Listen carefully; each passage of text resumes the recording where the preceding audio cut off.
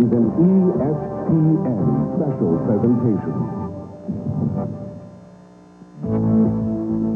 When the sun set on day one of the 95th U.S. Open, the leaderboard read like a classic novel, a novel about past Open champions. Men who have persevered with patience and skill to earn the mantle Open champion, a position of envy for a trio of stars. The youthful southpaw, heir to the Golden One's throne, Phil Mickelson. He's ready to make Shinnecock his first. A 2-under yesterday. The goal of the game's major attraction, trying to make amends for his disappointment here 9 years ago. Greg Norman's bogeyless solid 2-under par yesterday sends out a warning. He's on target.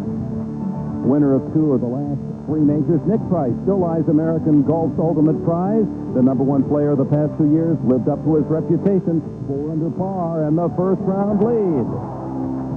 American golf's greatest achievement awaits. In conjunction with the United States Golf Association, is proud to present the second round of the 95th U.S. Open Championship. Another beautiful morning on Long Island, New York. Sunny, mild winds, and temperatures in the mid to upper 70s for the second round of play in the Centennial United States Open. Beautiful Shinnecock Hills Golf Club presents a link-style challenge for the best players in golf as they battle for the prestigious title, U.S. National Champion. And on this magnificent Friday, play is underway. Par 3, second hole, Paul Azinger. This long putt for birdie.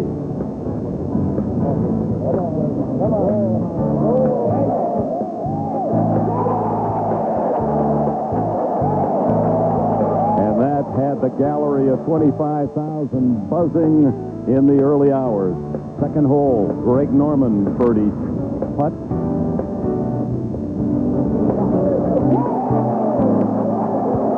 Norman 3 under, 1 off the lead. And it didn't take the shark long to catch the leader, Nick Price. His second shot at the par 4 third.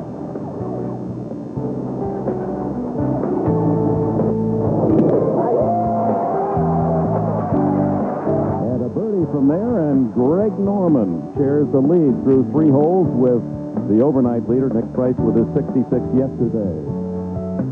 Phil Mickelson has made the turn as he finished yesterday 2 under par, and Bob Quay now joins the group of golfers at 2 under, 2 off the lead. As you look at the top names of golf and some that are not quite so familiar who are in contention.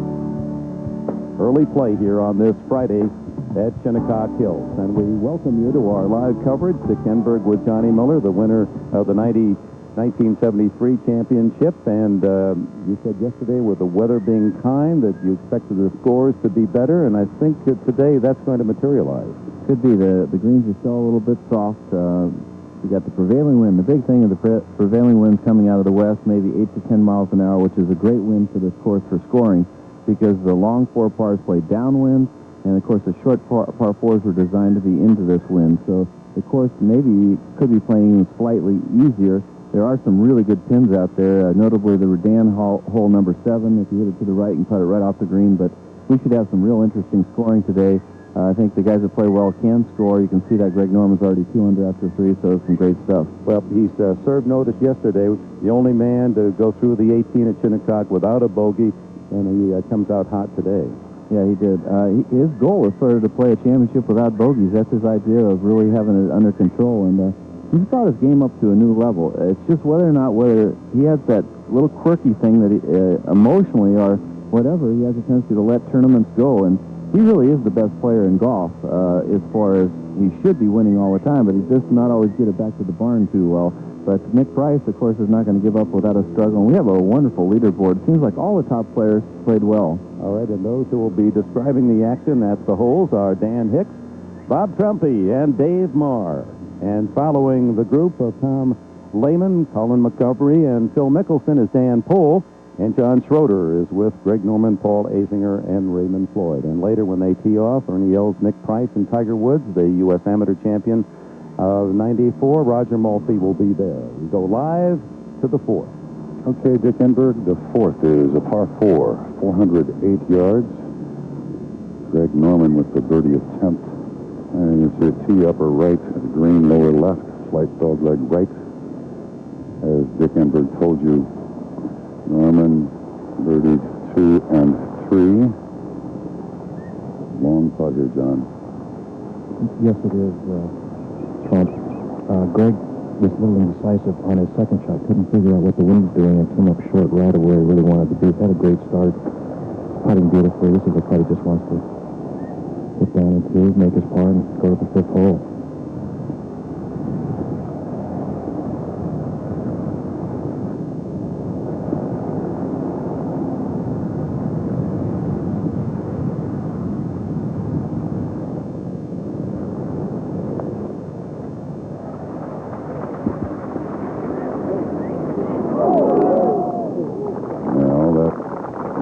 To stay at 4 under, tied with Nick Price, who tees off at 1:55 this afternoon.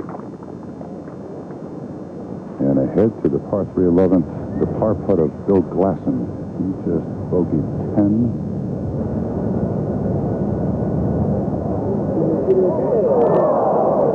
And will bogey 11 to drop to 2 under. And at 10, Phil Mickelson. Downhill birdie putt for Phil Mickelson.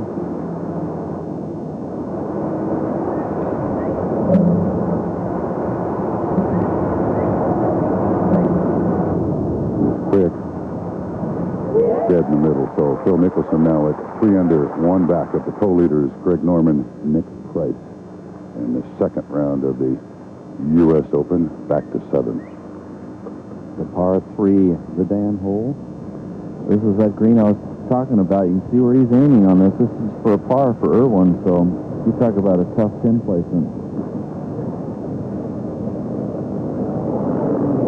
Watch this trickle. Watch this. It's unbelievable.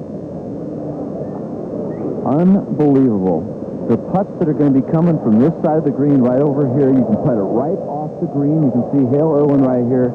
He cannot believe what he's seeing. I was out there at 6:30 this morning, and I had big old red markers all over my little pin sheet saying, watch this one today. This will be entertaining.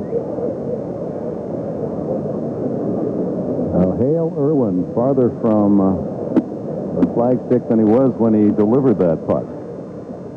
To the ninth, Seve Ballesteros, second shot.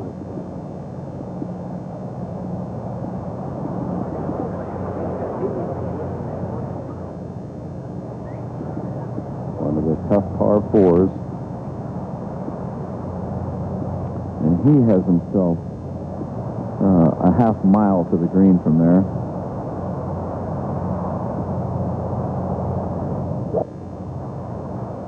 Takes a big cut as a long iron, probably a 1 iron, as hard as he can hit it. Pretty darn good shot right there. About 10 feet off the first cut to the 11th. It plays today 147 from the green, which is elevated back down to the tee. The prevailing winds playing today, Phil Mickelson there, along with Dan Cole. Well, this pin placement today is tucked right on the front of the green, and you have to get the right stick in your hand. The wind is kind of up here near the green, Trump, and most of the players that I've seen come through here they seem to be coming up short. I watched another group as I was watching 10, and everybody was coming up in that front right bunker. Probably just a solid 9 iron for Phil, using the wind to bring it left to right and hopefully get it past the hole if possible. Short right is no picnic today. By the way, Hale Irwin made double bogey at 7. Mickelson at 11.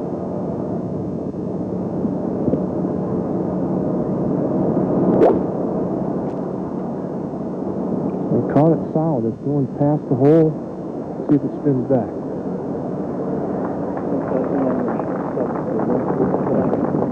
He took a lot of club there, Bob. He decided to go with a real lazy 7 iron, and that's why it didn't have much spin. Now, Colin Montgomery. Montgomery, before this tournament began, was one of the favorites. He stands at +2 today, +3 on the tournament.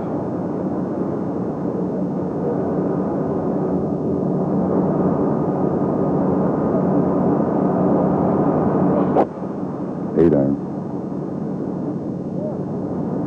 Well, it's a little right, but it should be a pretty good shot. On the green is a good shot. Back to 7. Bob Tway, 2 under for birdie.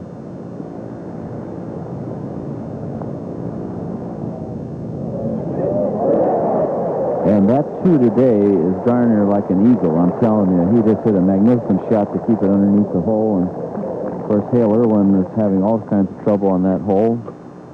Tway is within 1 of the lead. Greg Norman and Nick Price share at 4 under. Phil Mickelson also in a tie, 1 behind, back to 11. Tom Lehman.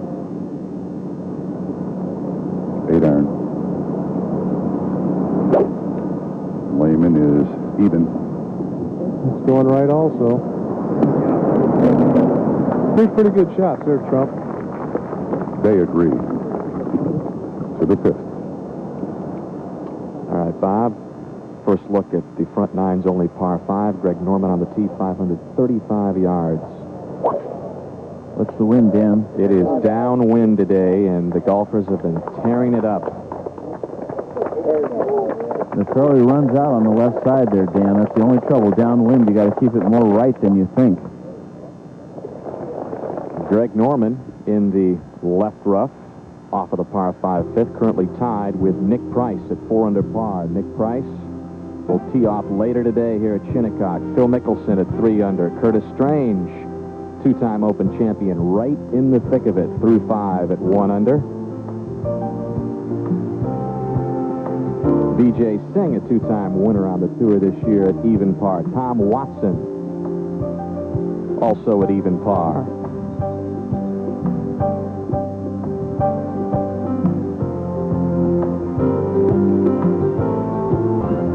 At the par 3 11th.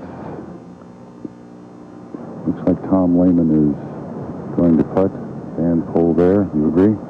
Yeah, Tom's got about a 22-footer, and this type of putt is it goes down the hill pretty quick, and as it starts to die, it's really going to move our left. It's really a pace putt. If you want to hit a little firmer and take a chance of knocking it 3 or 4 feet by, you can. But I think most of these guys are just kind of lag it down there and see if they can get it to fall on the side.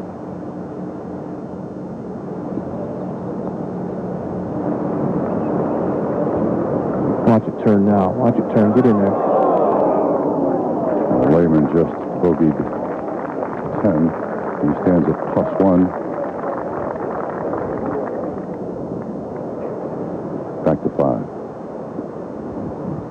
And you saw Greg Norman's tee shot. John Schroeder's out there. He has found the rough, John. But he's not too bad, Danny. He's 234 yards to the flag downwind. He's such a strong, long-iron player. I think he could actually hit a strong 2-iron if he wanted, or take a 3-iron and pop it up in the air. The ball will have a tendency to sail a little bit because there's a little grass around the ball. And my guess is he'll try to land it just at the front edge of the green and let it release. You can definitely get it there in 2.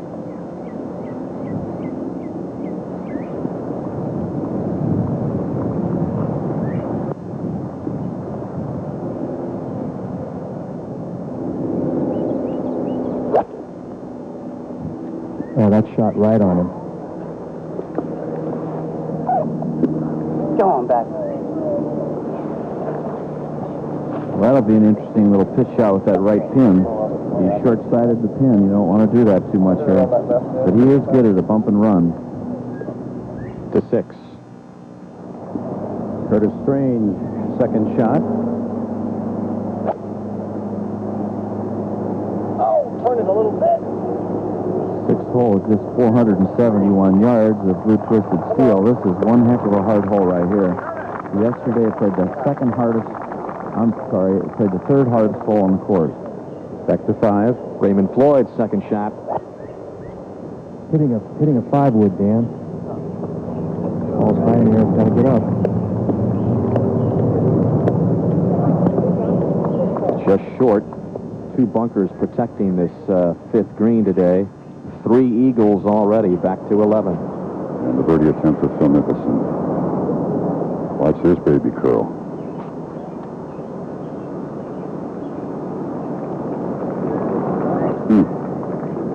So Mickelson with a birdie at 10, a par at 11. He's one back tied with Bob Tway, both trailing Norman and Price.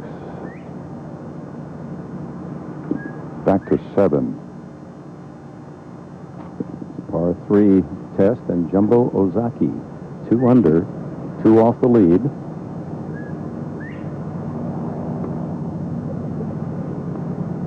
And I said in the telecast yesterday just how good a player this fellow is, same age as I am. We came up sort of at the same time in the mid-70s playing our best golf. He became the #1 player in Japan and won 88 times in Japan. Last year won $2.1 million. Is the all-time money-leading record for anybody in 1 year.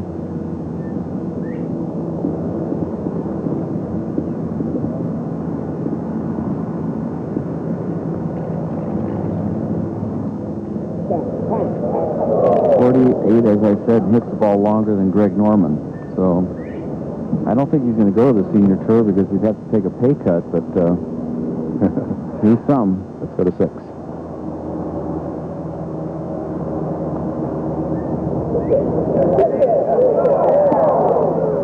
Oh, birdie attempt for Strange slips by, and the 2-time U.S. Open champion will tap in for his par. Let's go to 12. Phil Mickelson on the tee. This tough par 4. This is the toughest hole in the golf course yesterday. It's 472 yards. The difference today, the wind's exactly the opposite, and so the ball's probably going 50 yards farther off the tee. Still be a mid-iron shot, short iron, but great tee shot there by Phil. Back to the par 5, 5th. Back into the fairway. 3rd shot, Paul Azinger laid up.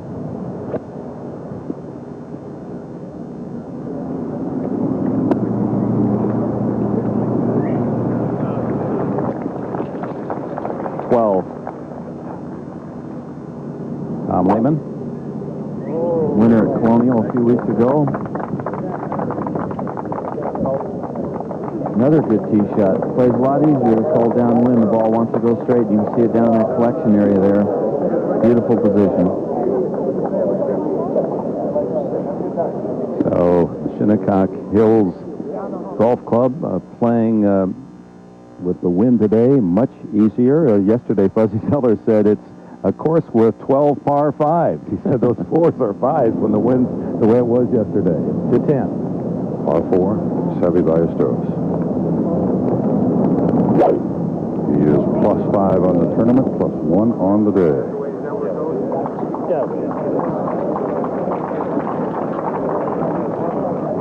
Into the native fescues. That's not a good spot with this green. Tough to rescue from the fescue at Shinnecock. Back to 5. All right, and Greg Norman surveying the situation. He's missed it, Johnny, on the whole side, and he'll have to come up off the chipping area. Greg Norman, only player in the tournament without a bogey in the first round. He's still bogeyless through his first 4 holes here. There's a look at the chipping area from the right side of the 5th green.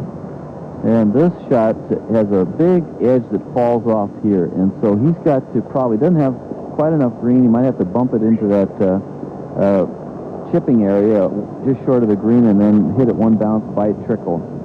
And you can see that fall off. Just a big crown, and he's great at this shot.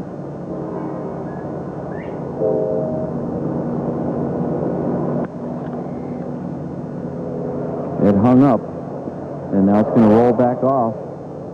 That was a very, very difficult shot, and that's one of the reasons why I think the USGA groomed the grass around the greens that way, because it does require a lot of skill, and if you don't pull it off, you can pay the penalty. So on a birdie hole today, Greg Norman will just worry about saving par. Now, Raymond Floyd, John Schroeder, you're down there. Yeah, simple shot for Raymond. Swap it on the green, let it release to the hole.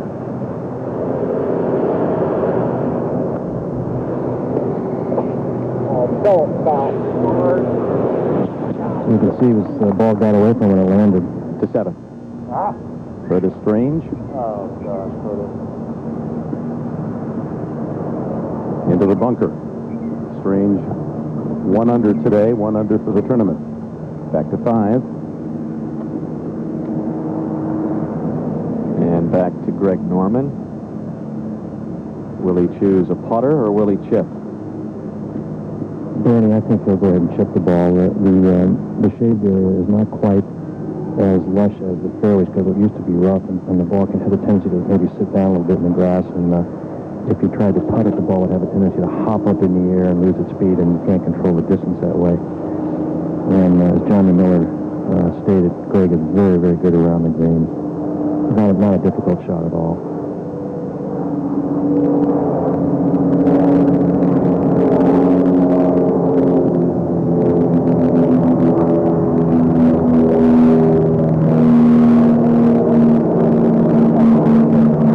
So Norman will have that for par to remain tied for the lead with Nick Price at 4 under. Last 2 weeks, he has been hot to 12. Phil Mickelson studying his second shot. Well, the pin today on 12 is, you can see on the right side, way back in the corner. So he's down there on that.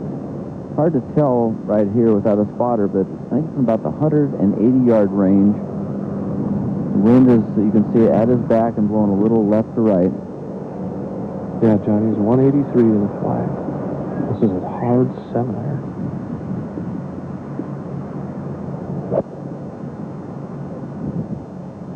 Well, it's a good-looking shot if it's a right stick.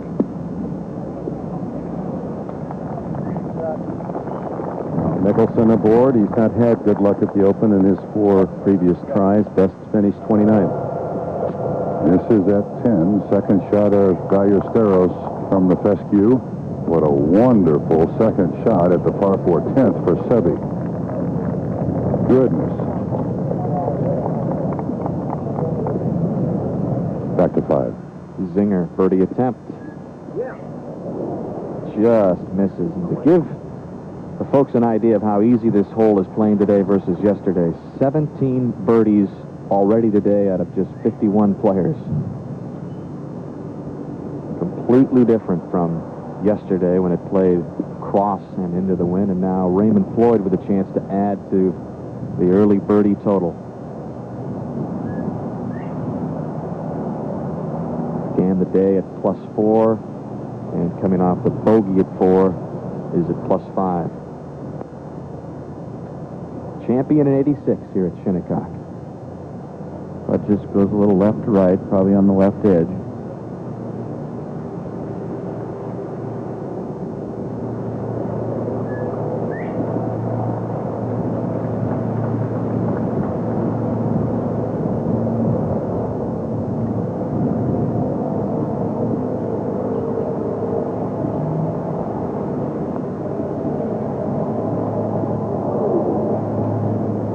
Got it outside left edge, Dan. To 10. Second shot of Scott Simpson. 7-iron. Out of the rough. 165. 2 over. Simpson winner of the Open in 87 to 12. Tom Lehman, second. Dan, you know what he hit there? That's ball probably going in there with a 7-iron from there.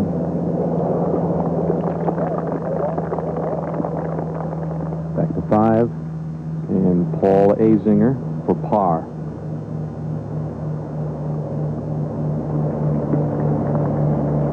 And he remains at +4, +1 for the day. Now, Greg Norman, we mentioned how hot he's been last 2 weeks. A win at the Memorial and a tie last week at the Kemper. And this to remain bogeyless.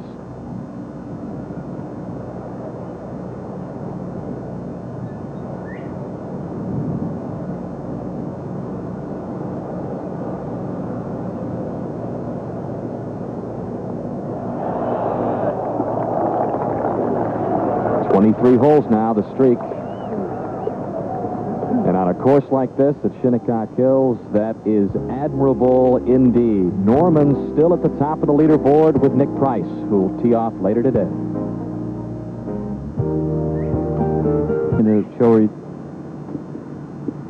Welcome back.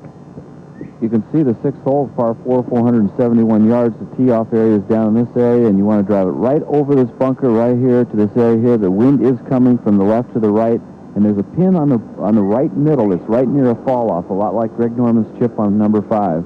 So you can't hit it right on the second shot. And Greg Norman on the 6th tee. Needs a good drive here, 471 yards, as I said. Looks like he's hit a good one. Look at that. That really makes the course a lot easier when you can hit it long and straight.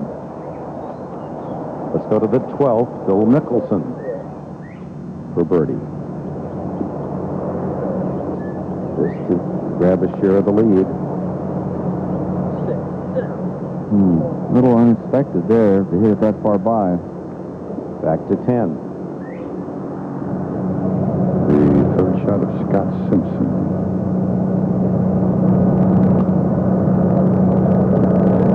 Oh, goodness.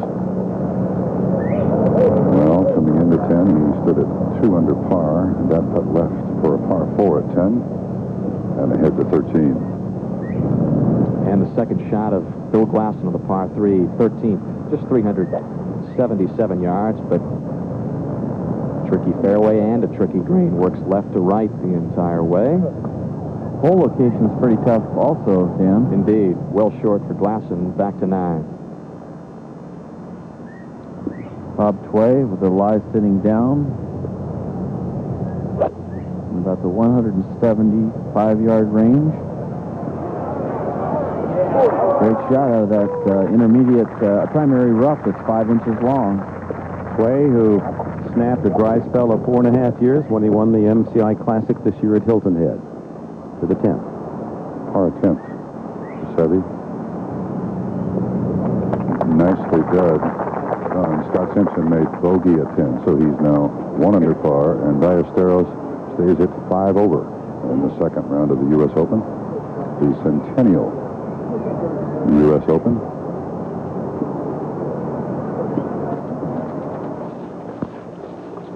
Greg Norman took a lot of time off before this championship, got himself physically fit. More attention paid to lifting weights, running, exercising. And he has that look in his eyes. The focus, the concentration. Well, some people would say, yeah, that's fine and well, Bob, but what's going on in the heart? So it'd be interesting to see if you can bring this one home, because I think you can do it. It'd be nice to squelch a lot of the people's thoughts about how he brings it home. Here's Curtis Strange, of course. Par 4, 8. He made par in the last hole. Oh, get out. Just 367 yards, and he doesn't like it. That's not that bad, Curtis. Sometimes in the short stuff, you can't complain too much. I know when I said get down, I meant it.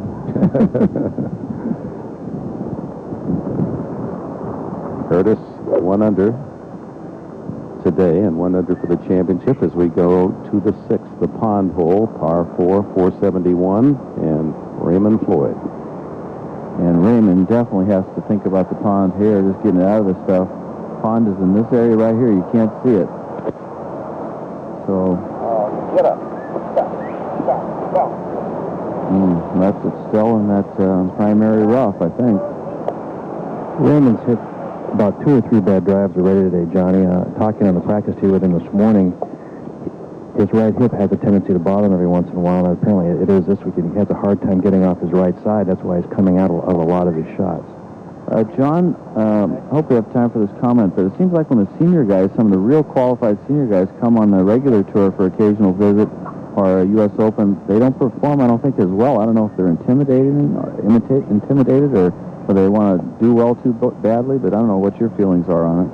Well, let me answer that after Greg hits. He's got 215 yards to the flag. Pins cut to the right, winds from the left, so it'll help him hit a slider up there. Big, strong 3-iron or a little 2-iron shot.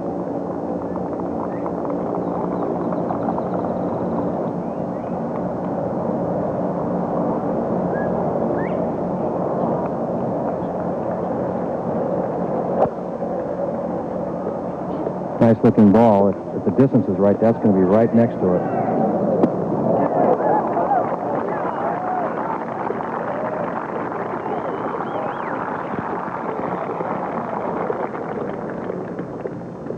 Let's take a look at this graphic right there, and you can see how the senior guys fared. Simon, of course, won the Seniors Open last year. Hale is just a new senior, and Raymond is the gun out there. And, of course, Nicholas never, he always rises to the occasion. He doesn't count. I never count him on any stat. 55-year-old Nicholas, oldest in the championship, to the 11, par 3. And the tee shot of Scott Simpson, U.S. Open winner in '87 at the Olympic.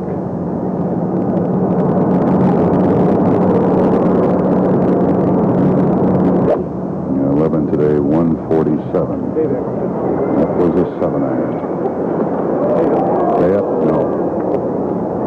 You can see that wind today. It's a hook pin and a slice wind, and that's a tough combination. But Scott obviously doesn't like that.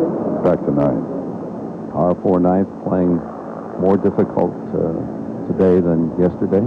Bob Tway. What a terrific second shot he hit out of that primary rough, 5-6 inches of it to get it to here. His putt breaks right to left.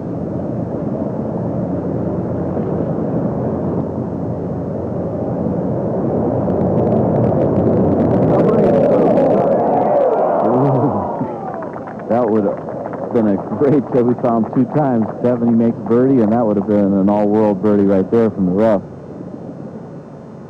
To 13. Phil Glasson, lengthy birdie attempt from the front edge. Continue to come right. Phil Glasson, who at one time had the share of this lead at 4 under. Back to 9. Gail Irwin for par.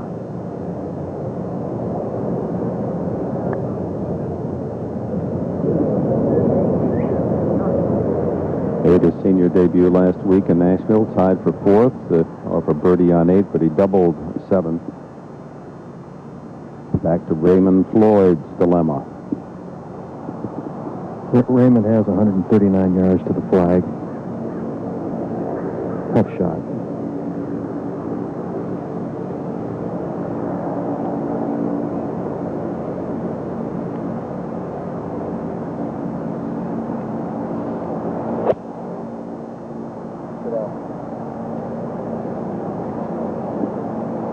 Yeah, that's just where you don't want to go, John Schroeder.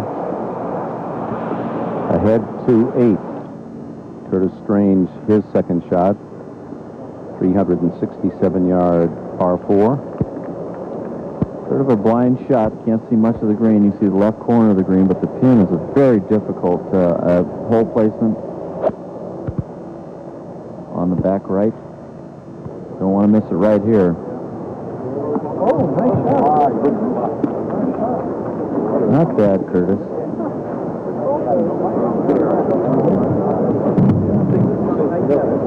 Strange, the first since Ben Hogan to win the U.S. Open back-to-back with his 88 and 89 conquests. Tom Kite.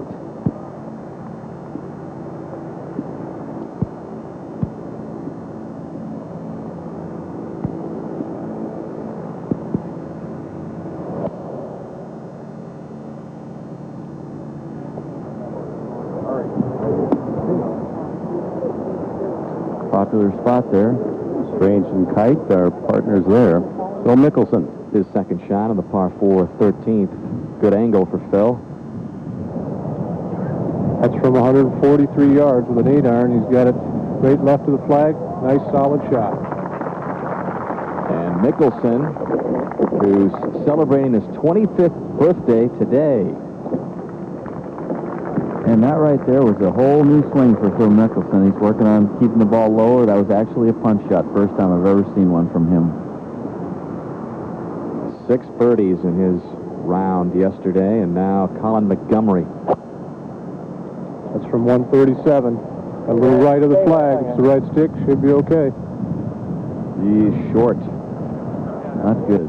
And from this angle, I can't tell if he went into the front right bunker. Back to 11. All right, from the green side bunker, believe us, he's in there. Second shot for Scott Simpson. Actually, not a bad shot at all. Just bogeyed 10, back to 6. The pond hole, the only water on the course, and Raymond Floyd is into that rough. Tough shot, up the hill and over. So you got to go up to the crown, and will it get over the crown? Right on top of it. But that was a very difficult shot. You don't want to miss it right there. To the 9th, Bob Tway for par. So Tway completes the front side 2 under today, 3 under for the championship, 1 off the lead. Back to 6. Great looking hole. Number 1 stroke hole for the members here at Shinnecock because of the water, but if the pond doesn't come into play for the professionals. Unless you miss the fairway. And then it really comes into play on your layup. Johnny, Greg can be very aggressive with his putt if he can be aggressive in the U.S. Open on a green. It's uphill, not a lot of break. It should work just a little bit left to right. But he doesn't have to worry about the ball getting away from it if he tries to make it. And I think he will try to give this a pretty good run. For the lead.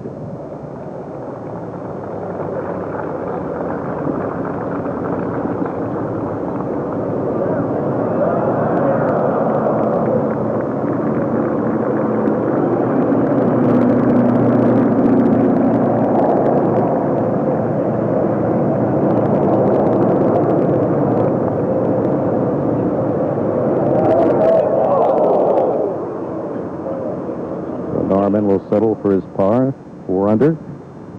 Phil Glasson. Par 4, 14th. Downwind. Pin also back today. Pretty good play. Screen funnels toward the middle. You can see the flag whipping. And back to 11. And the par attempt of Scott Simpson.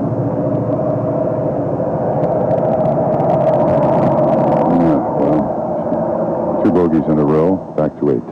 Curtis Strange, a long putt for birdie.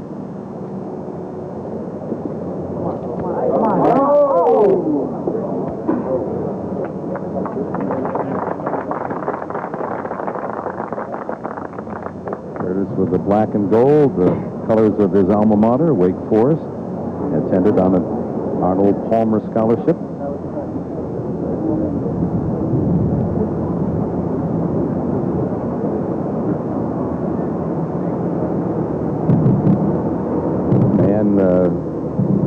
Great fire in his furnace, and one of the real grinders of the game. He works hard. When he became the best player in the world, he just that one stretch in there, I think he might have accepted too many traveling experiences and endorsement deals, and he sort of got burned out and had some health problems. But he's coming back. Tom Kite should have learned from Curtis Strange's putt. It's just almost identical. Moves left at the hole. Just to get even.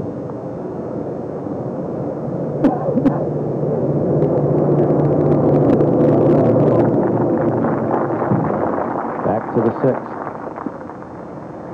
Raymond Floyd. For a bogey.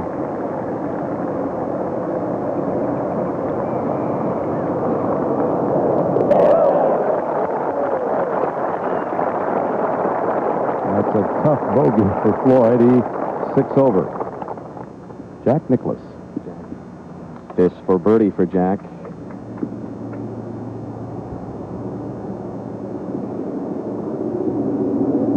Jack didn't really hit it.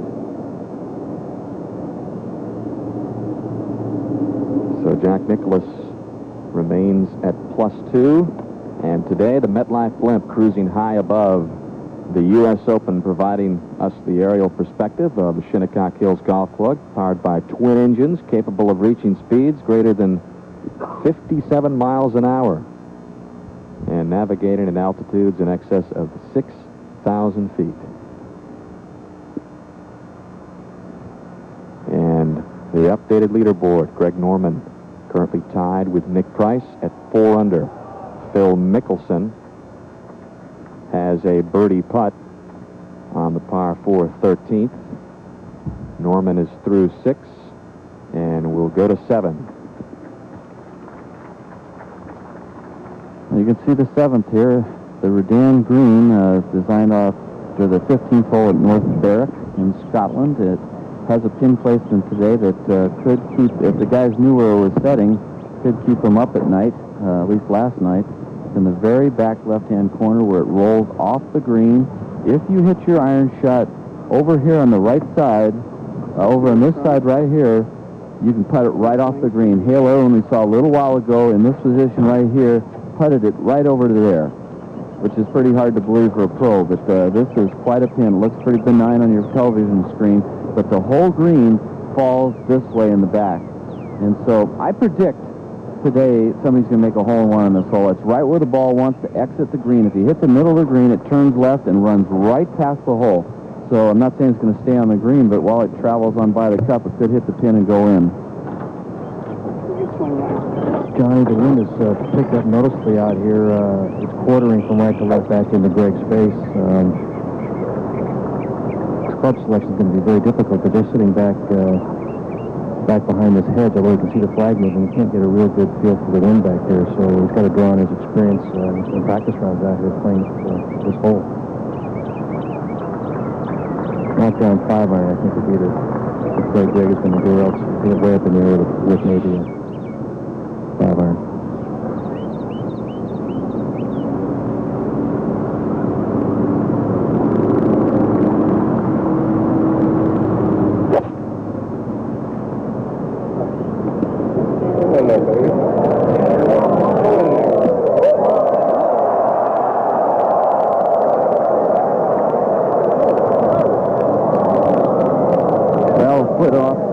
Made me look good, Greg. Good-looking shot, but it just won't stop, even though the greens are a little softer than they were in 86. To 13, Phil Mickelson for birdie. Left to right attempt.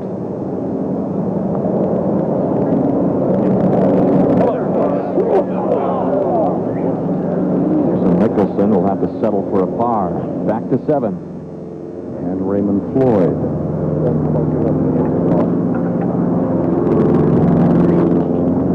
As I said before, Trump, he's having some problem with his right hip, and he just has not put the ball in play off the tee today, which is very uncharacteristic of Raymond.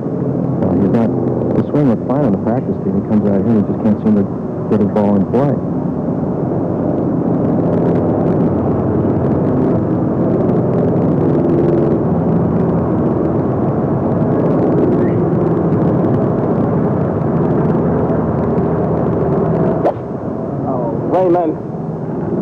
Came out of it again, Bob. That's what he's been doing all day.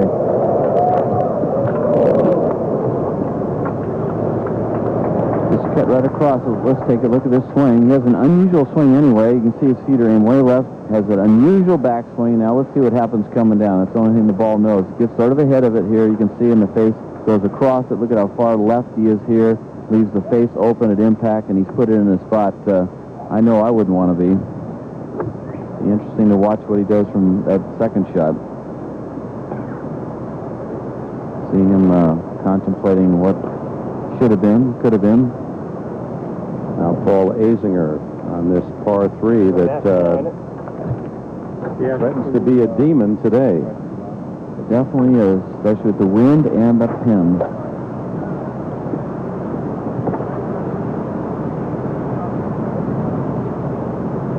You can see that unusual grip he has.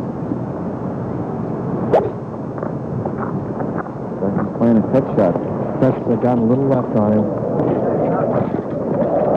It's not a bad spot, John Schroeder. That's actually a pretty good spot. Even though it isn't 5 or 6 inches of rough, that's a nice straight up the little pitch shot. To the 14th. And the par 4 from behind this 444-yard slight dog leg right, little jog in the middle. Phil Mickelson. One aim at that bunker, top of your screen, downwind.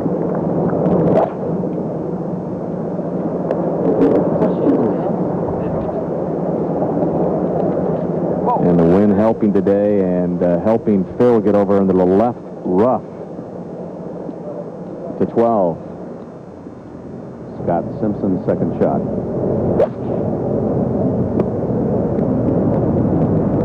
Left the wing a little bit. Off the left, yes, open off the left. As I said yesterday in the telecast, that grass throws it left. Here we got Bob Tway. Second shot at the 10th, 175. Wind is helping slightly, John. Nice shot. Players birdied 6 and 7. He stands at 3 under. One back of Greg Norman, and again, Nick Price tees off at 1:55 this afternoon in the Centennial U.S. Open.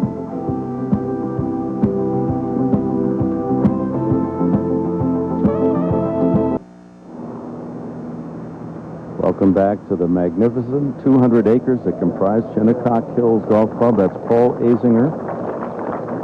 That chip from down on the slope. Well, smart little leave. He didn't want to leave it that far, but at least he has an uphill putt. To 12.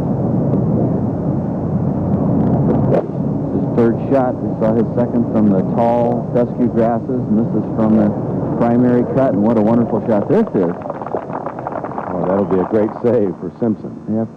After bogeying the last hole. Back to 7. This threesome of Azinger, Floyd, and Norman, all with particularly unique shots.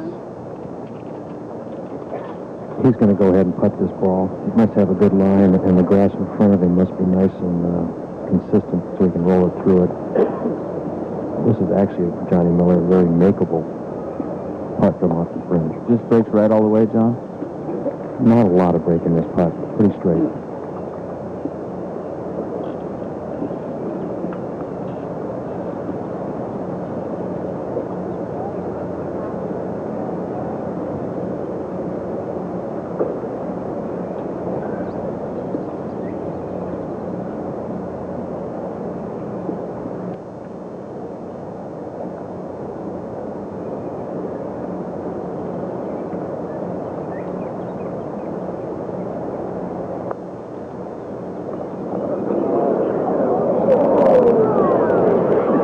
Greg told us this morning he was buoyed by the fact that yesterday 68 represented his best ever opening round in his 14 U.S. Opens.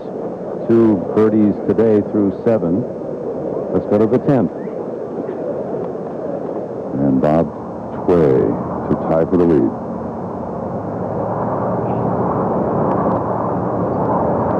Delicate.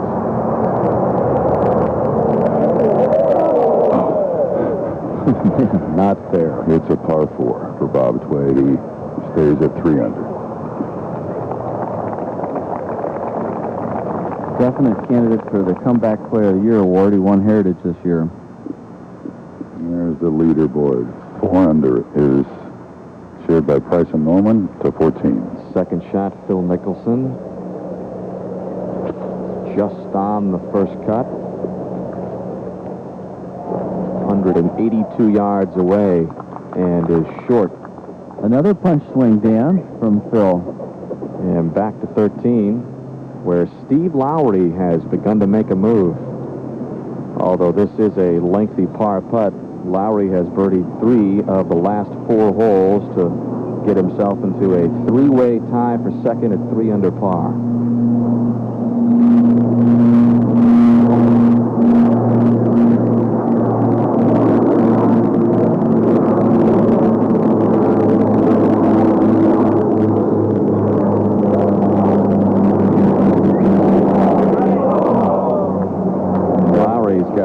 Left coming back.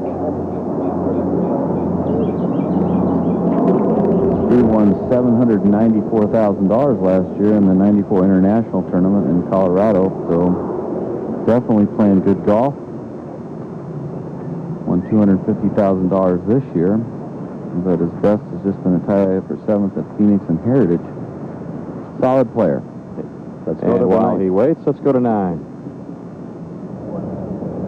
Curtis, after a very good drive, you have to go with the long iron from here. He's not complaining. It must be good. It just made it, Curtis. You don't know how fortunate that was. That made it by about a foot. Good shot, though. Back to Steve Lowry. And this 4 bogey to remain at 3 under.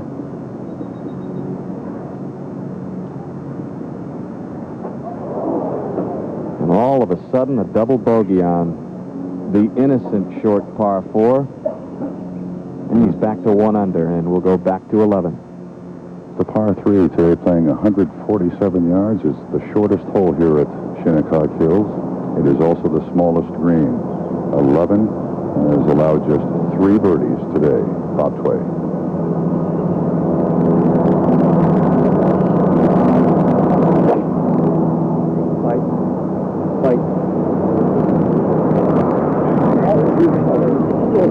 That was an 8-iron. Back to 7. Norman for par.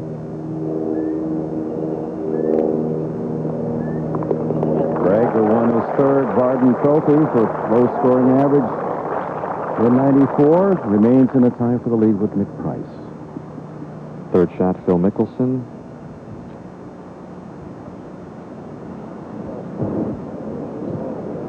And you better be careful. This one could roll and keep rolling. It just stops on the back collar.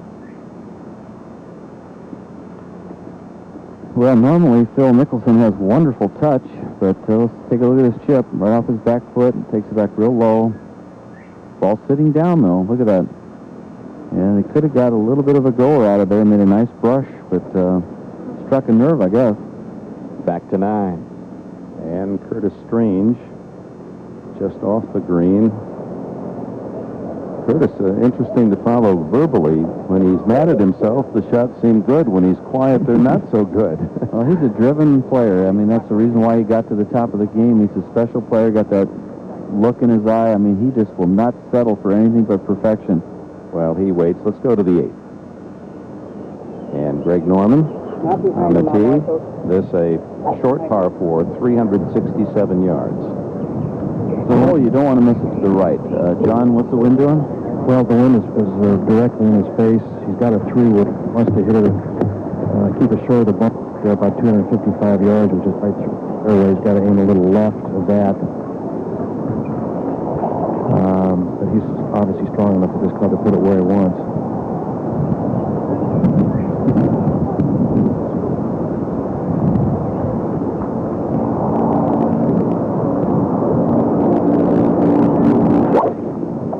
Oh, yeah. Right up the left side of the fairway, going left. I can't see if it got into the short rough, Johnny. Nope, it's in the primary rough. That's what USJ calls the 5-6 inch rough, which is the main body rough besides the native fescues, which are about 2 feet high. Ahead to the 9th, and Curtis Strange on the green, or just off the green.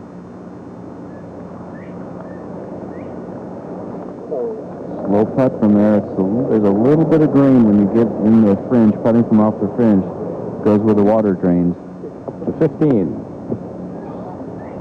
Bill Glasson, second shot. 415-yard par 4. Beautiful shot there, Bill. Good birdie opportunity. Glasson with an eagle on 5 today to 14. Phil Mickelson. And Phil Mickelson will pick up his 2nd bogey of the day, and most likely he'll remain at even par for the day. Greg Norman and Nick Price at the top of the leaderboard. Mickelson falls to 2 under.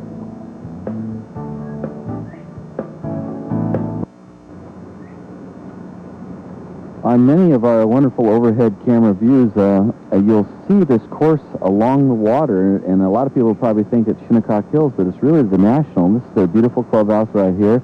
And also, you can see the windmill right here. One member made the suggestion we should put a windmill on this course. It's so windy, and so it was built, and they sent him the bill. Don't volunteer, don't suggest. Huh? And here is the 200 acres of the Shinnecock Hills Golf Club. And this area has 4 ball-buster kind of courses. The National, it's got, Maidstone, the Atlantic, and Shinnecock Hills. It's just unbelievable how good these courses are out here in Long Island. Bill Glasson with his putt now to Bob Tway for birdie at 11.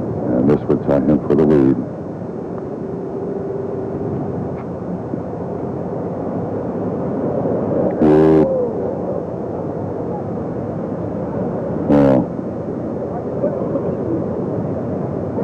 Back to 8. Paul Azinger. 153 yards. Ball sitting up nicely in the short rough. Little knockdown shot. It's fun to watch him swinging those shots into the wind. You kids out there, watch that. You need that into the wind. Copy that action. To the 9th. This is Curtis Strange's par putt. Not an easy one. And Strange makes a turn at 1 under to the 8th. Greg Norman has 145 yards.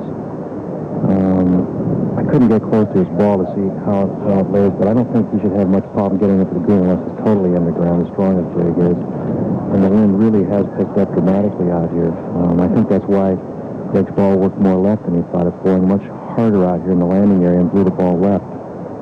Not as protected right here, and it has picked up here on 18. It's doubled in the last 10 minutes. He does have a great angle at the flag, even though he is in the rough. He can run it into the green.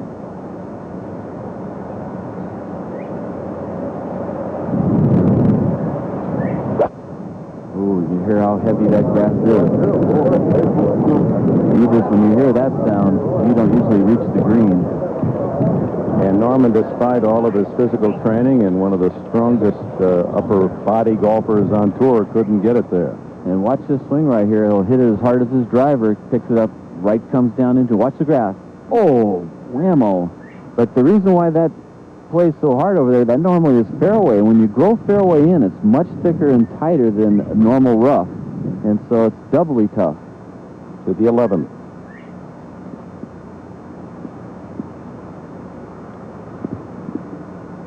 And the birdie attempt for Lee Jansen at the 11th. That birdie puts Lee at even par.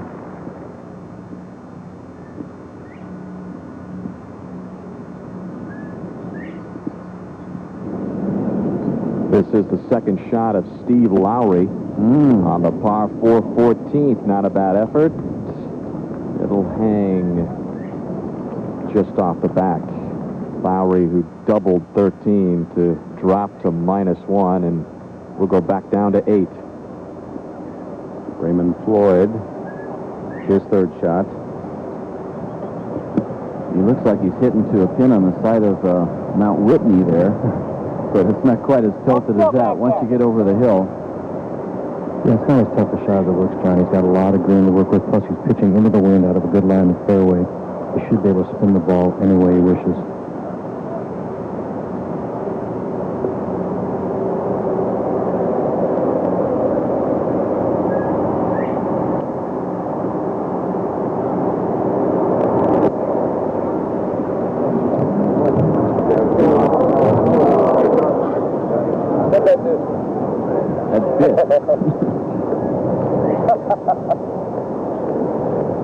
Move ahead to the 11th.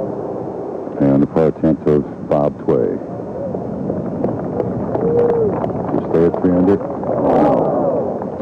Shinnecock Hills gives and it takes Tway's first bogey of the day. So he now drops 2 back of the co-leaders, Greg Norman and Nick Price.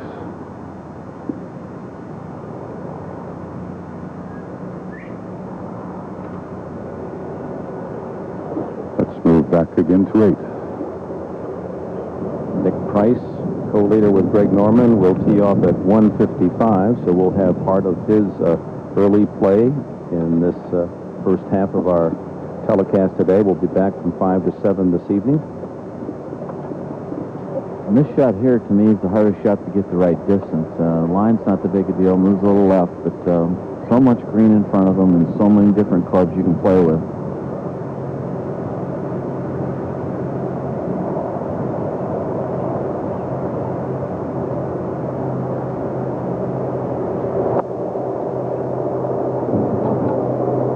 lofted club, probably a sand wedge, and like I said, distance on a shot like that it's not that hard, but that wasn't his best effort there.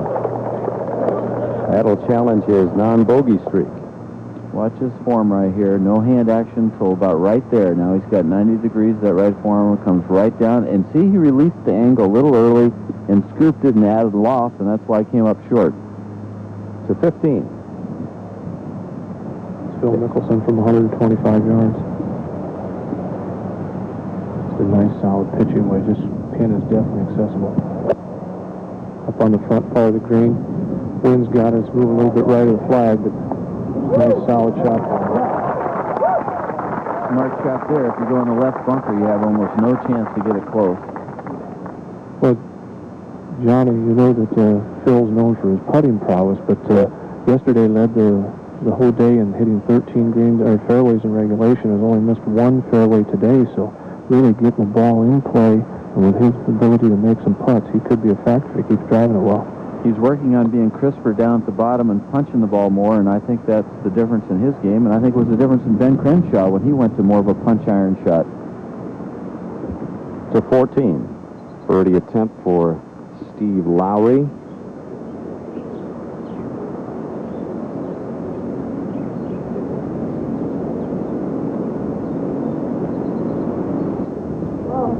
Lowry finished tied for 16th in last year's Open and shot the low final round at Baltusrol in '93 with a 66, so he can negotiate the difficult courses back to 7. And at this tough 7th, Jack Nicklaus With a 5-iron. Jack. already upset as Nicklaus, who was +2 today. Well off to the left. Ahead to the 8th hole, and Raymond Floyd for par. Should swing pretty good to his left. And up the hill and fall back left. Not having a very good round today, Raymond.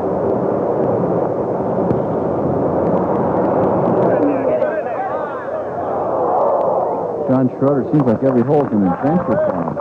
Yeah, as I said, John, I'm convinced that Jack hit his bottom there. I think that's why he's not playing up to his standards. I don't think it's got anything to do with playing the senior tour as far as Raymond's concerned. He's just not physically where he needs to be. Ahead to the 10th. Trump? The par 4 from the green back to the fairway, and Curtis Strange in the primary rough with a downhill Y to an elevated green.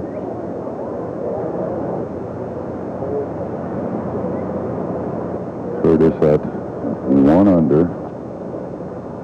He is 179 yards, depends totally on the lie.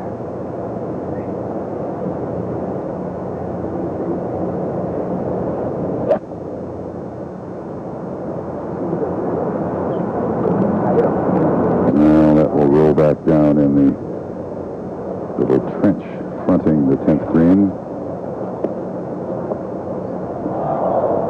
Needed a little more strength there, Bob. Johnny, this right primary rough at 10 is a real collection area for tee shots. And now Tom Kite, he is in the fairway, also 179. Tom is at 1 over.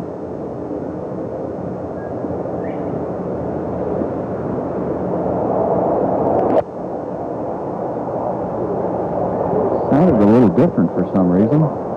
Left and long. Yeah, it just had a funny sound to it. Didn't sound like he hit it on the middle of the face, and I don't know. Wasn't too good a shot either. It's on the path leading from the 10th green to the 11th tee, and back to 8. And Greg Norman for par.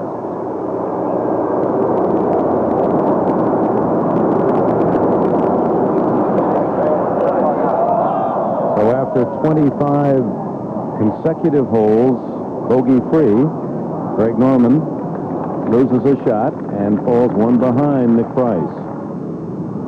Nick Price, who will be teeing off in about 2 hours with the lead over Greg Norman and Bill Glasson.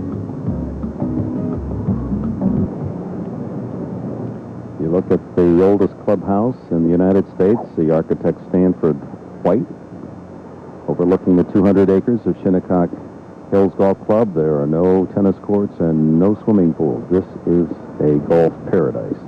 Looking down on the 9th tee, Greg Norman, one shot off the lead. Imperative that he hit the fairway here, downwind and to the left. Cannot live with anything but the fairway here.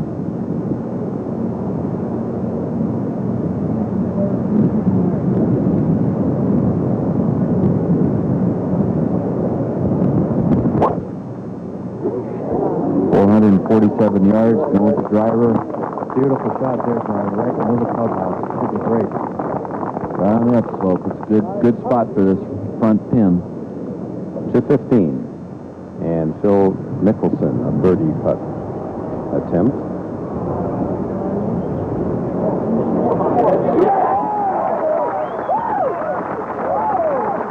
You talked about his putting prowess. He's one off the lead. To 16 and Dave Marr. And Bill Glasson, his third shot, 3 under par, 2 under for the day's round. Just coming off a birdie at 15. And a little bit into the safe side of the hole. This flagstick today just 15 feet from the right fringe and 30 feet on the green. Not a big target. Not a bad shot by Bill Glasson. 3 under, 1 stroke back in Nick Price. Go to 7. And Jack Nicklaus' second shot. After an iron shot that we won't even talk about. Not too bad of a shot, but leaves himself probably the quickest 5 or 6 footer of his career. Jack Nicklaus' 39th consecutive U.S. Open championship. To 16. Glasson now just the top of the lead. Good roll. Oh, right over the top of the hole.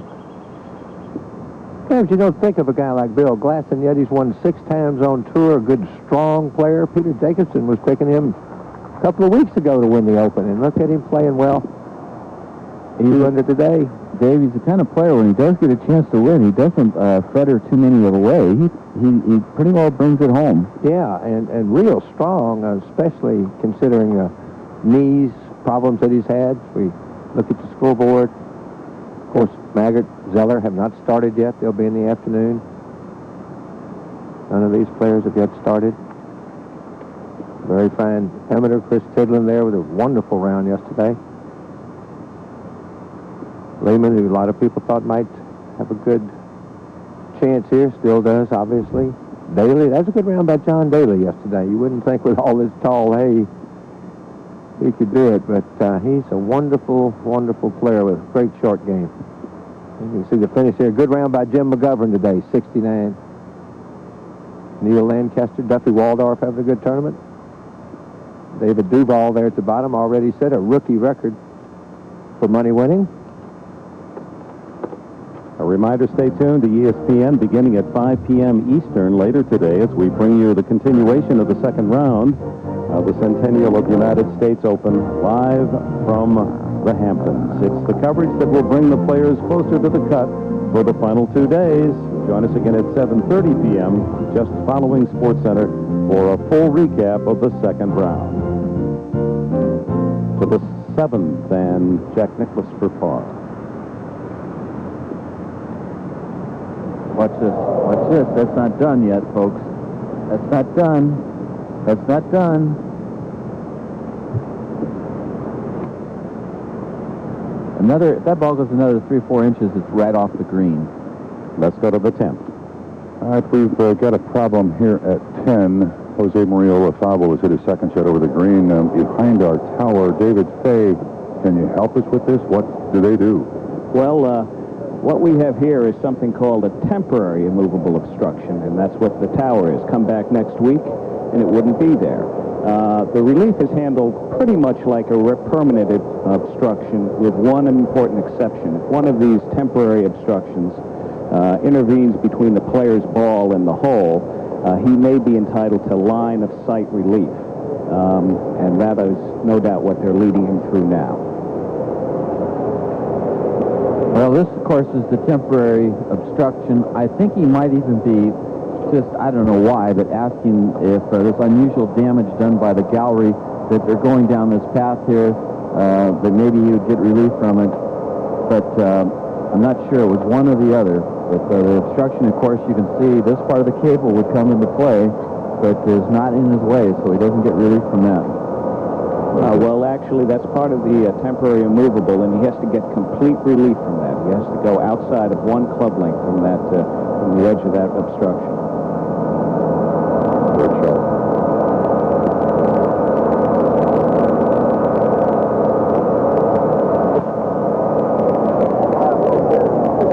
Better stop.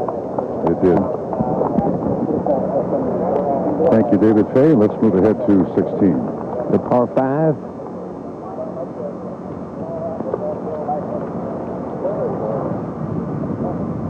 Mickelson's second shot and well placed on this 544-yard par 5.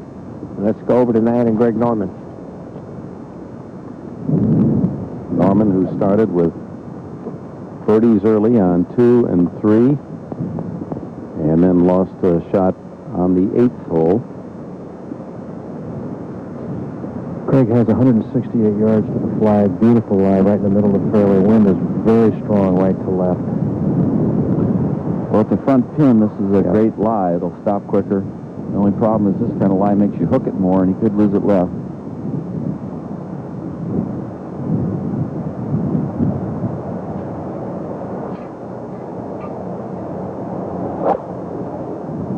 He's cut that ball back up into the wind to hold it.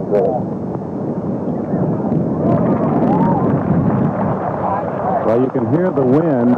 This hole is called Ben Nevis after the highest mountain in Scotland. This is the highest point on the course, so if you're going to get wind, it'll be here at 9. Greg Norman on the green at 9, a chance for birdie and an opportunity to move back into a tie with Nick Price, who is still almost 2 hours from his tee time.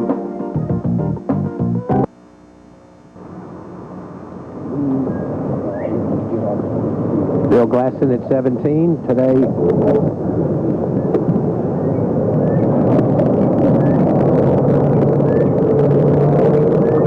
Playing 167 yards. They're using the up tee today. Right, and it just moves into the right-hand rough. He'll have a tough shot playing out of there as Mickelson gets ready to play his 3rd shot. Dangerous little shot if you go to the right. And he's pulled that just a little bit. Ooh! That bunker's going to catch an awful lot of people. Now, this is what caused Phil some problems yesterday when he made double bogey here. And let's go to 9. And Greg Norman for birdie. Move back into a share of the lead with Nick Price. You see how much borrow he's playing for there out to the right for a hook putt.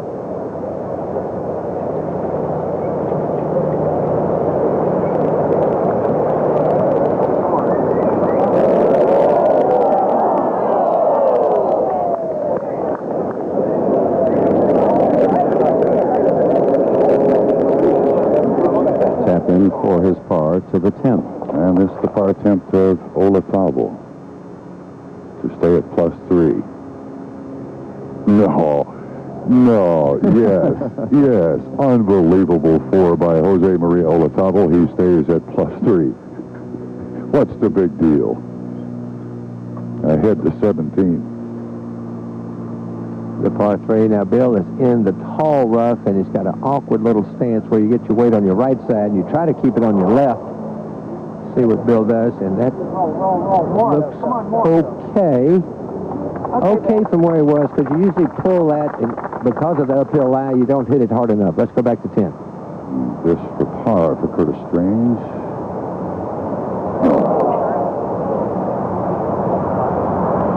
Ahead to 16. Well, we find Phil Mickelson now. Dan, if you had a chance to look at this line, he's not in the bunker, it appears. No, he's not in the bunker, Dave, but I bet he wished he was. He's down in that scraggly rough that kind of is in a drainage pattern that gets a lot of water coming through there, and this is against him, and this is one tough shot. He's going to have to be real comfortable that he almost play like an explosion shot, like he was in the bunker, to try to get this thing to come out soft. Well, he's a wizard with the short game, and his, of course, 25-year-old nerves help a little, but this hole seems to have him a little bit buffaloed. Anyhow, Phil's 4th shot. Oh, even a little bit unlucky there. That came out just as soft as mother's love. Didn't run at all.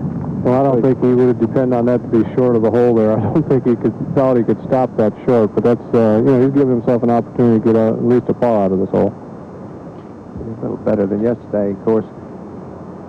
5 under coming in here and double bogeyed this yesterday.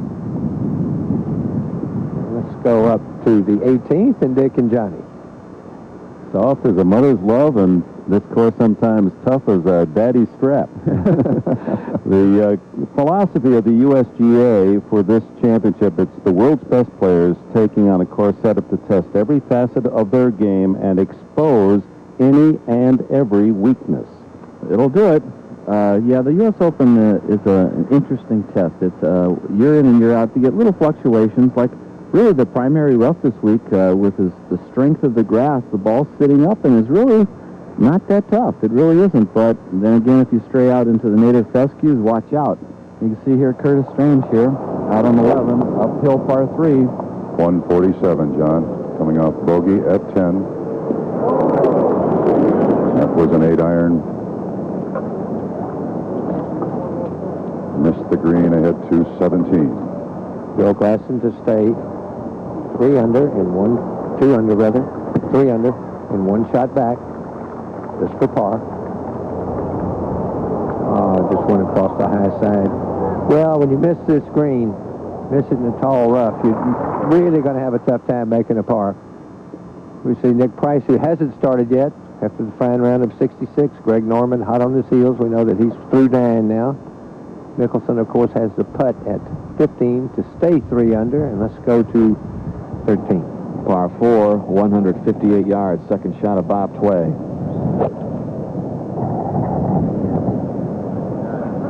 Currently 2 under and 2 off the lead. Came up a little short. Back to 10. The par 4, 409 yards, slight dogleg right, Paul Azinger. Put a driver, Trump, up the left side, going left. Yeah, bounce left, too. It disappeared. No, it's sitting up all right, Bob. I could see it. You did see it? Yeah, it's sitting up.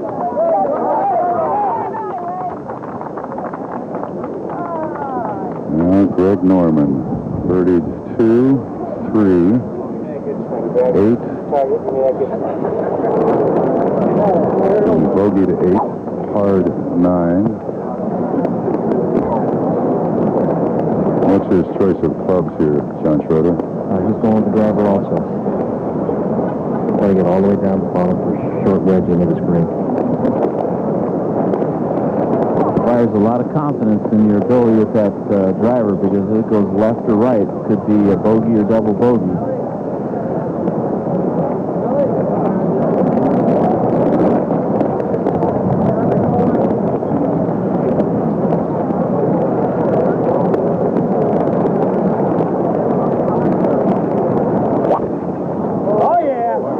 Left side, trying to fade it. Depends on the bounce and how far it carries. Ooh, a kick left. That is no good right there. That's in the high fescue, sitting down in a sandy area, so might pay the price for being aggressive. In chatting with Greg this morning, he commented on 10 in particular, and he said the toughest test of this golf course, so many holes with those undulating fairways, and he said from the tee box, it really is tough to get a perspective, a sight line. And he had mentioned 10 in particular, and it comes up and bites him. Floyd. That's up the right side. Trump holding this line, depending again on how far it carries. Raymond's just coming across that ball. He's just not sticking with it a couple inches before he finishes over to the left. He's coming left right at contact. We move ahead to the par 3. The 11th, Curtis Strange in the bunker. Let's listen.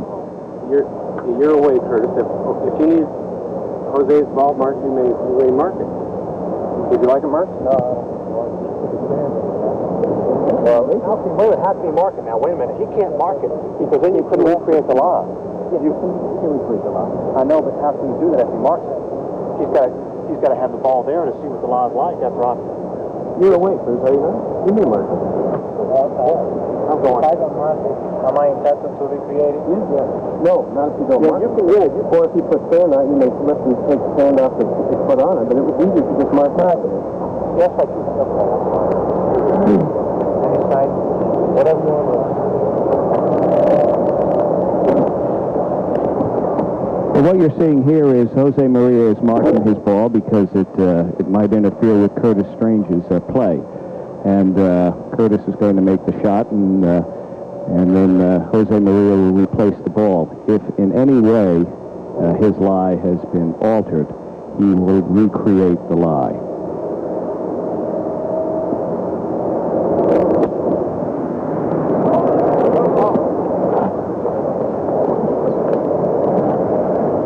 David, Jose has marked his ball with we'll call it a sand dollar, but it's a huge marker. Does it matter if it's a small, flat coin? I mean, he was using a marker that was the size of a silver dollar. Well, it doesn't matter. It's preferable to have a small marker, but that's okay. He could have actually he could have put down the sand dollar. Yes.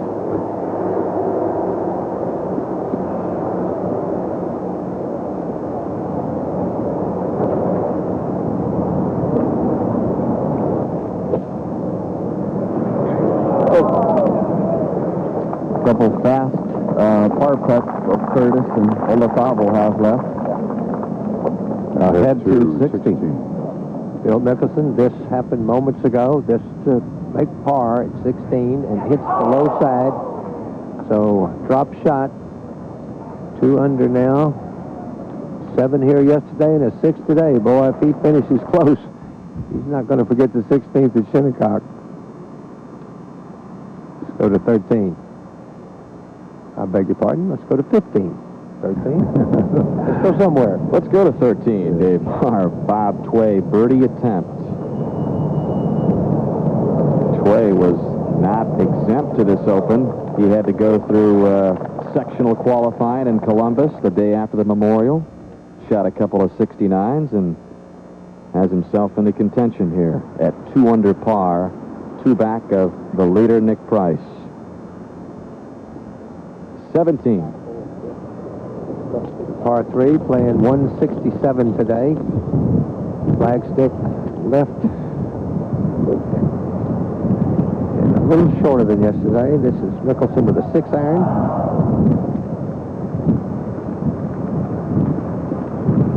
It's a wonderful par 3. A lot tougher with the wind going out of the southwest, Dave. Yeah, but easier for him being left-handed, John, don't you think? Could be. Easier than the right-hander trying to play the same shot. This is into his body, so we'll see. Leaning like he was trying to cut it. Good shot. And all 3 very nice shots there. Tom Laban, Colin Montgomery, and Phil all on 17. Let's go to 18. And the tee shot of Bill Glasson, 2 off the lead of Nick Price. Want to hit it left side of the clubhouse. Nope. That could get ugly off to the right. To the 10th. Back in the fairway, that's Paul Azinger on the left side. John Schroeder, I think you've seen the lie of all 3 of these players. None hit the fairway. Who has the best lie of the 3? Well, I think Greg might potentially have it because where he is, the grass, even though it's long, it's kind of thin and it's kind of sandy over there. Paul's going to play first. He's got 160 yards with the right to left wind helping him. Just to Greg and Paul's right is a big knob in the middle of his fairway. The guys actually weren't that bad. They hit the left side of this knob and it bounced it or kicked the balls left into the rough. 2-3 feet more to the right, the ball kicks right and goes all the way down the bottom of this hill. They got a short wedge in there.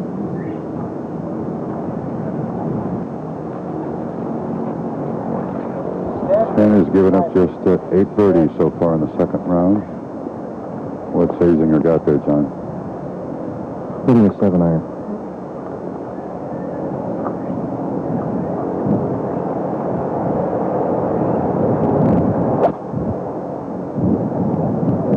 If it's far enough, it's going to be a wonderful shot.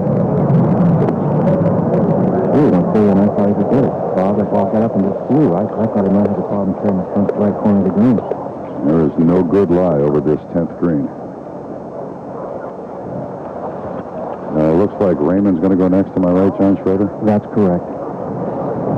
He'll have to play a shot up to the left center of the green, left of these bunkers, and try to bounce it on the green. Take about a 9.5.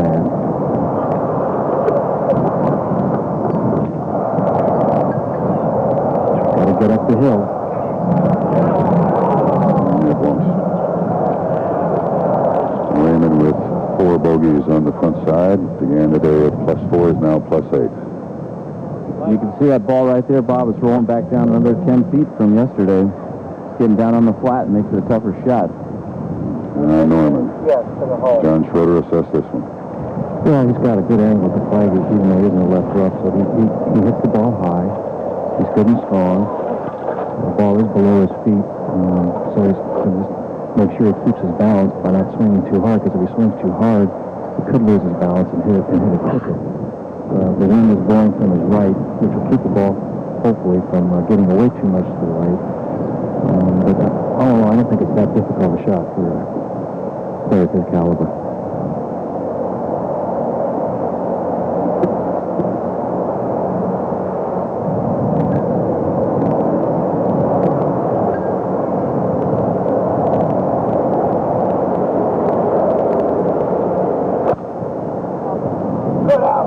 Ball shot right on him.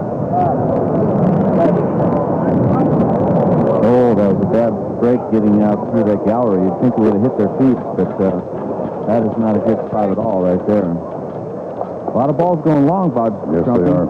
You're absolutely correct, John. And at the par 3 11th, this on tape, Curtis Strange for par.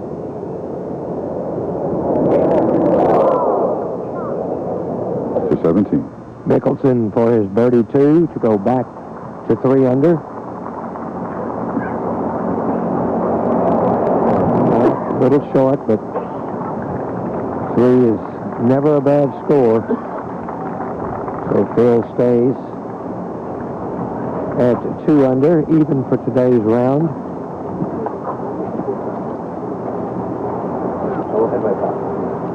So forward to 18. And the third shot of Bill Glasson on this par 4 finishing hole.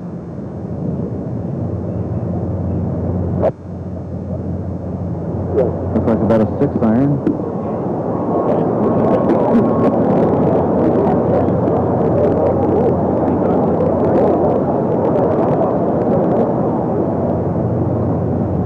And it pays the price for that tee shot that went to the right. You see the build and hair. It looks a lot like Greg Norman, doesn't it? Mm-hmm. Big shoulders, same hair, strong as can be. He's recovered from just a multitude of problems, various knee surgeries, and lip cancer, elbow surgery, sinus operations. One of the first guys really that started lifting weights, and now it's the norm. From A to Z, all the scores this second round. Currently, 118 players are within 10 shots of the lead, and that, if it would hold, all of those would make the cut, because it's the top 60 scores plus ties, plus anyone within 10 of the lead. And it could very well happen if Nick Price doesn't shoot better than par. It very well could happen. We could have a big weekend field. But in June, we got a lot of daylight, and there's no problem teeing them all off. Well, Greg Norman with as testy a shot as he's had in the 2 rounds of this championship. Yeah, it's amazing that ball got through that gallery, but this lie right here could be tough just to hit the green, and if he hits it too hard, it could roll all the way back down the hill, down where Raymond Floyd is. Very easily, don't you think, Bob? Yes. Look at it. Yes, and the green runs away from Greg. That's what I'm saying. I mean, to hit the green here, or any part of the green, is pretty darn good.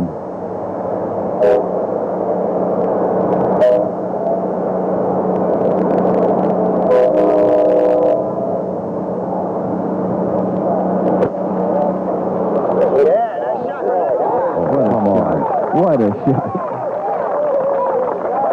Major league. That's exquisite. Take this little take a look at this action, right? You see how thick this grass is right here. It takes it back real low in one piece. Good body action, good turn, supports the club. See how he drives that left hand through? Does not flip the club, but drives the both hands through and leads the club head into the ball, and that's the reason why he was able to power it out of there. Good form. Now Paul Azinger back at the green. He's got a terrible lie, Bob. He's hitting into the grain of the rough, and there's some grass between his club and the ball. This will really tangle the club up as it comes into the ball.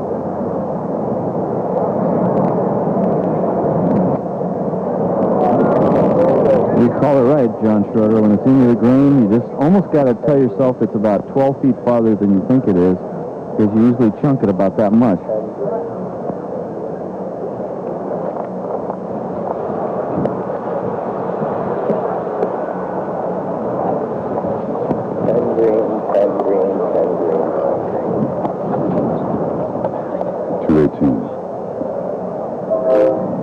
And Colin Montgomery on the tee.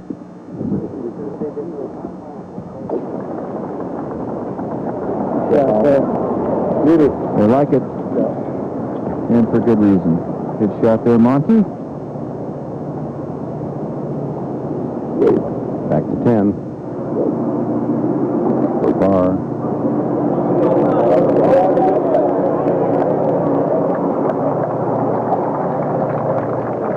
Back to 18.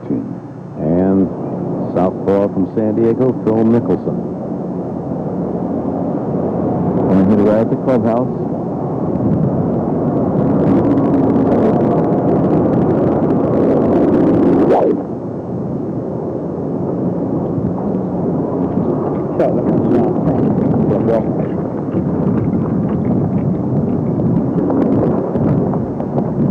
Mickelson in the fairway. Let's go to 14.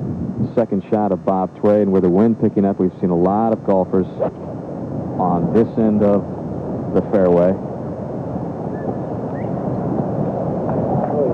Not bad from there.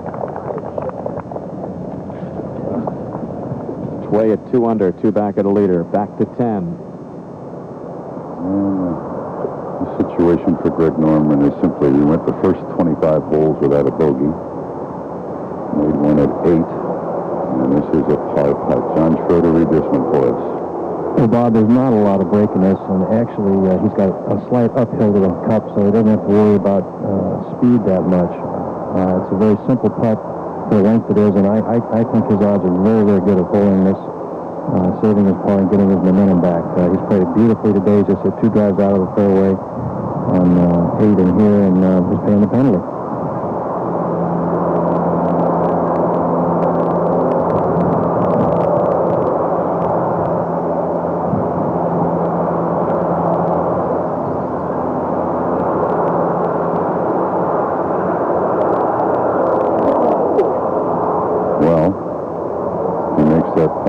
Bogey 2 of the last 3 holes, 8 and here at 10.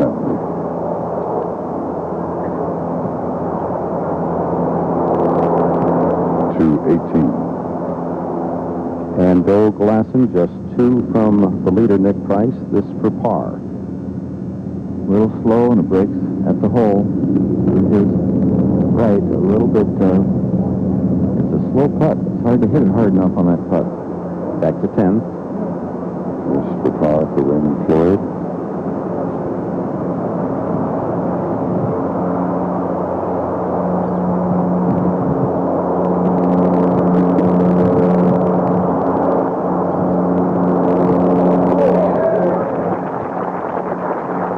He stays at +8.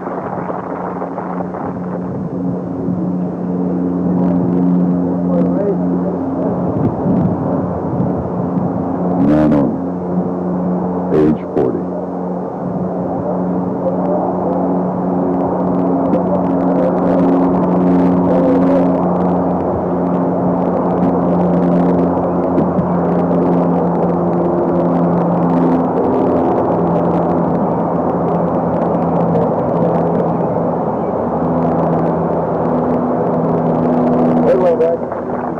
Drops a shot.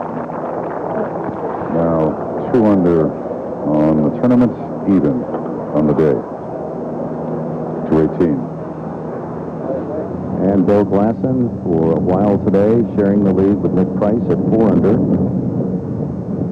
Drops a shot on 18 and finishes today at 70. 2 good rounds right there.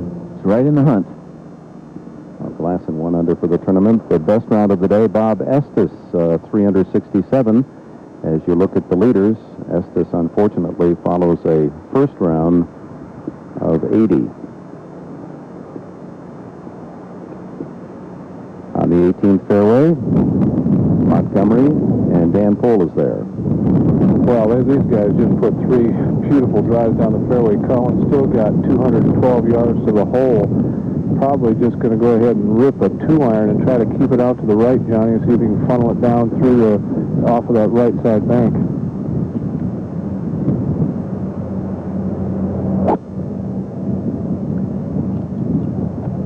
That's a good-looking shot. He's got just right of the flag. Should come in towards him once he gets rolling. Well, it's a good shot, and it'll be a one wild putt, I'll tell you that. That'll break about probably 6-7 feet from there. International players, and Colin Montgomery is the merit leader in Scotland. 71-71, Rowe as well. Faldo and Woosnam 72s. Many are predicting a European will win this. Only Tony Jacklin 25 years ago from Europe to win it in the last 70 years. 206 yards. This wind down here is really picking up, and these guys were kind of sitting there with his long irons going, man, how do I get this somewhere on the surface?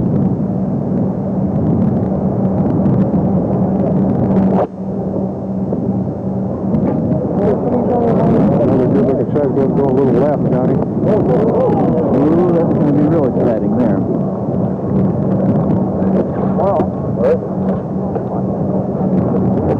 So, you know, the interesting thing is they've only got about 183, 85 yards to the front, but that pin's way back in there, 23 paces, 25 paces back in there, and it's hard to make yourself throw it all the way back there. So I think these guys are trying to throw it into the center of the green, just let it run back to the hole, keeping it underneath it. Get downwind, probably while they're going long. 200 yards, Phil Mickelson. You can see a hook stance for him. 5 there.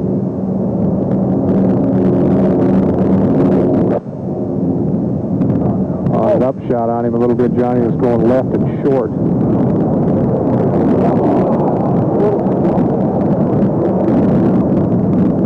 In the bunker.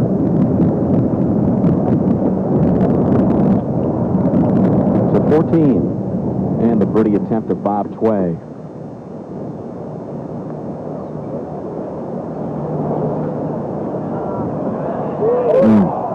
Good pace. He is stroking it well. Back to 11.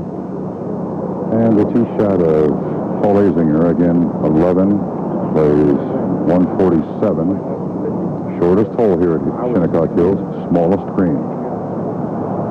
John Schroeder, can the players feel the wind down there?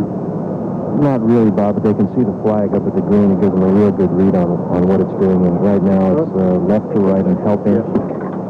And this green, we played out here Wednesday afternoon to get a feel for the golf course. This green is really small because the left-hand side of this green has a big fall-off, which effectively takes about 10-15% of that green away over there. So you don't have a lot of room up here to put this ball near this flag.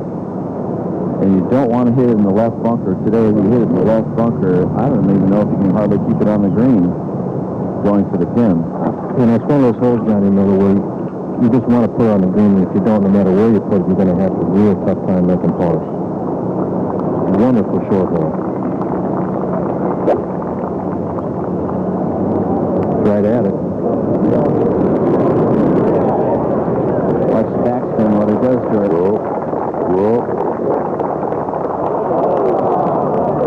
The 11th green, gentlemen, when you stand on it, looks like a potato chip. I mean, all the edges curl down and the ball continually rolls off. Paul Azinger, whose autobiography, Zinger, recently published, prevails over the last couple of years, the highs and the lows, and all the support. He said he received over 15,000 pieces of mail wishing him well during his battle with cancer. Dick Enberg, one of those hopeful notes to Paul Azinger came from Johnny Miller. Well, I think a lot of people did it. I know Peter Jacobson's whole family wrote him notes, and it's good. I mean, the guy's down. It's nice to know your peers care about you and want you to get well. So it's the least guys can do to buoy each other up. Now Norman. 8 iron.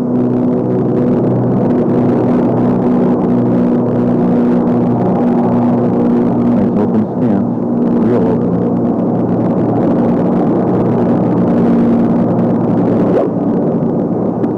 Oh, yeah. That's right to the left of the flag. Real game left. Watch this ball. Well, 11 has produced just 4 birdies today. Norman needs one desperately, bogeying 2 of the last 3 holes.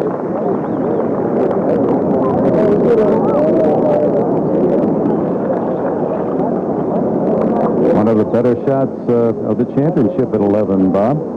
By far, Dick. So difficult to hold that little green. Gregory John Norman, 2 back of Nick Price to 18. Bill Mickelson's 3rd shot out of the bunker.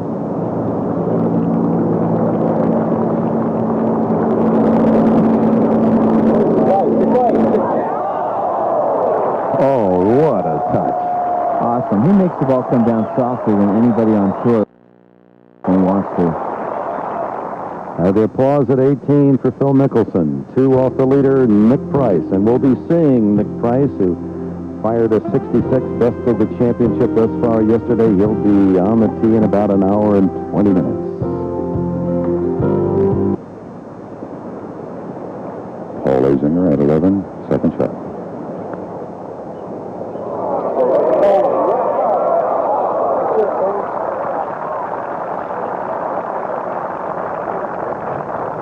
Zinger 3 over today, 6 over for the tournament. And he stays 6 over. To 18. Tom Lehman. This for par. Lehman's 2nd shot was to the back edge of the green. And then, as Johnny predicted, to stop it going downhill. That is one of the fastest little chips or putts you'd ever see. This shot right here, just the left center, very slow though. You know, it's hard. You just got finished putting the fastest putt of your life, so it's hard to all of a sudden switch to the slowest putt. You know, that's the hardest part about golf. Now, bogey at 18 for Lehman. He checks in today at 72. Now Colin Montgomery. This for par. Montgomery, part of a playoff for the championship a year ago, and he had Great Britain waiting up into the wee hours cheering for him. And you talk about a tough 4.5 footer. This right here, he's got to hit it. Even if he hit it hard, he'd have to play it outside the hole. If he hits it easy like a Mickelson Crenshaw type putt, he'd have to play it about 5 inches outside the hole.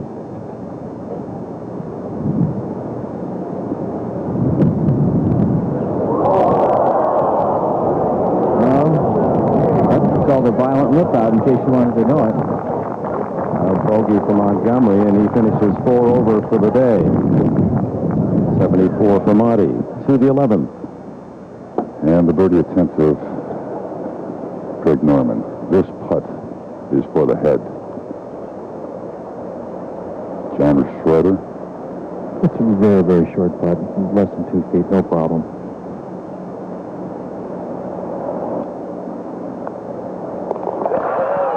Gets it back. He bogeys 10. He birdies 11. Just the 5th birdie of the day at the par 3 11th. And Norman again now trails Nick Price by 1. Again, Nick Price tee time 1:55 this afternoon.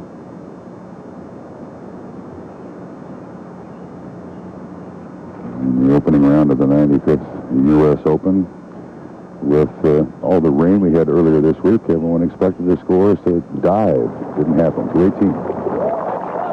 And Phil Mickelson completes his round Started today at 2 under and finishes at 2. At times, shared the lead, a 70 for Mickelson. And like Dave Marr on 16, he's made a 7 and a 6. It's pretty amazing to be in third place with a 7 and 6 on one of the easiest holes on the course. 150 bunkers on this Shinnecock Hills Golf Club. Some of them not in play. They were created way back before the turn of the century. The MetLife blimp, Snippy 1, is under the command of Captains Tony Stevenson and Russ Adams. The blimp typically cruises at a speed of 35 miles an hour at an altitude of 1,200 feet. And for the last 2 days, spectacular views of this eastern end of Long Island. That's why Snoopy's smiling right there. That's why. Yeah, he just parred 7. Okay, let's move ahead. Greg Norman now just 1 off the lead of Nick Price. The wind is right directly behind the players today, and yesterday they were barely getting to the crest of the hill about 245 yards from this tee.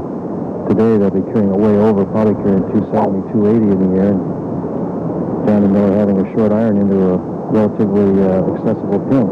Well, that's the beauty of Shinnecock. You know, a couple days ago, Greg Norman hit a drive in the 3-wood and came up short on this hole, and now this very same hole, like you said, he could hit a driver in an 8-iron. Little wind direction change.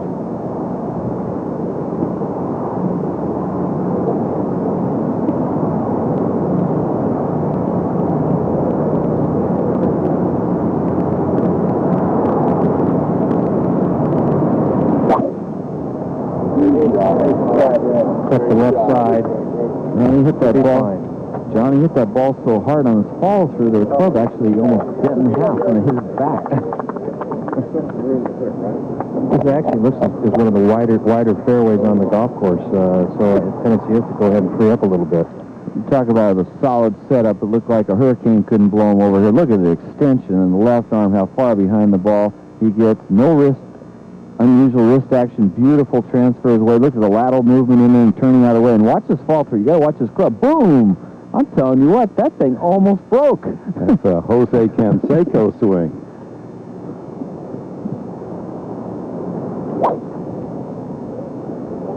Well, the man who won here 9 years ago, Raymond Floyd, and it'll take a miracle now for Raymond to be with us tomorrow. What is the cut looking like, Dick Enberg? Yeah, 6 over, maybe? Might even be less than that the way they're playing. 119 right now would qualify as you include anyone within 10 shots of the lead. So how many over might not be a factor this week, but right now it might have been a couple 73s would make the cut. If the weather didn't change much. Gamer's lost his right. He's got a new driver today. Every drive he's hit today has lost his right, except on number 10. This is the bunker, and he's in heavy fescue.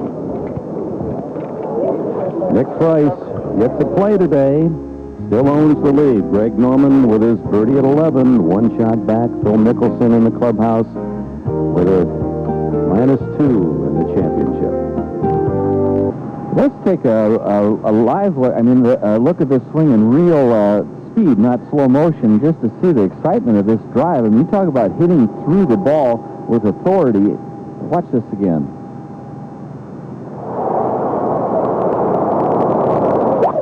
Boom.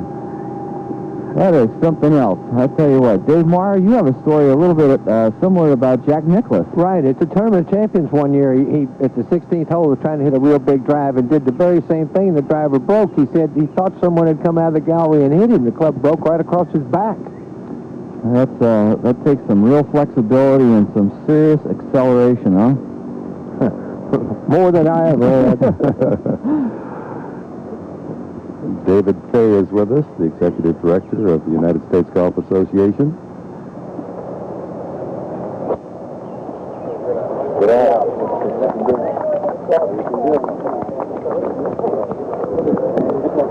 His microphone isn't operative at the moment.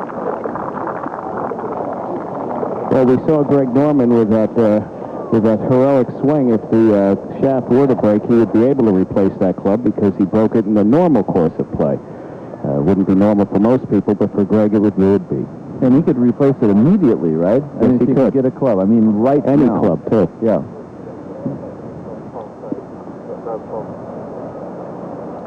And Greg Norman with a birdie at 11 and a powerful drive at 12. And then this threesome, those with a touch of sentiment must be rooting for Raymond Floyd and Paul Azinger, who need to finish strong effort in order to make the cut. We're live. Planet has 193 yards to the flag. Downwind. 5 iron.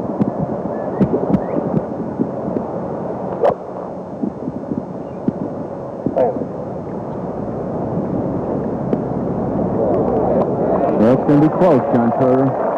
Well, it's a great shot. He said to me walking down the trace that I finally hit a fairway, and I'm in a divot, and he was, in fact, in an old divot. Great shot from that one. Sometimes when you're in a divot, you concentrate a little more, you know, John, and stay down with it and produce a good shot, especially when you got room to run the ball in like you did there. Greg's got 173 yards. I can't see him hitting anything more than about an 8 iron. Very accessible pin. Once the land, you know, middle of the game, ready to release the hole.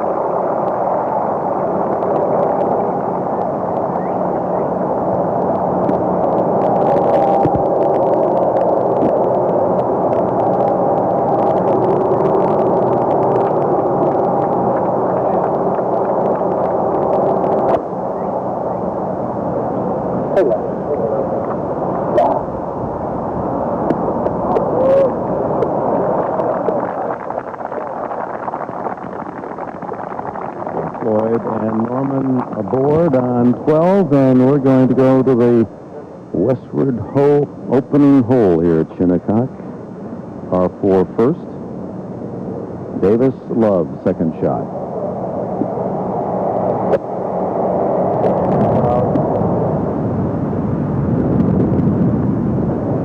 Good start right there by Davis Love, and I can't remember U.S. Open where backspin has actually sometimes hurt the players. The greens are just ideal for scoring as far as the softness.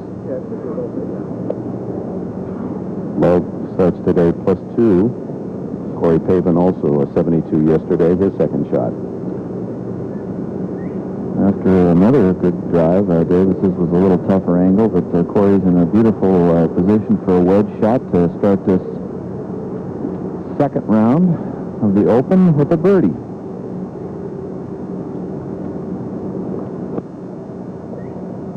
Not want to miss it left here, though. And sort of an indifferent wedge shot right there. To 16.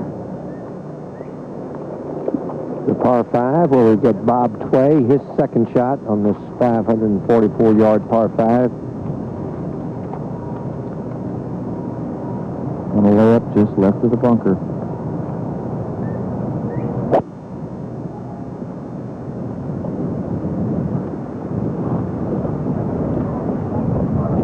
Nicely done, too. Sure good to see Bob playing well again. Won this year at the Heritage after really a number of years of just not having his game at all. Let's go to that par 3 11. And the tee shot of Jack Nicklaus, presently +6 on the tournament, +5 on the day.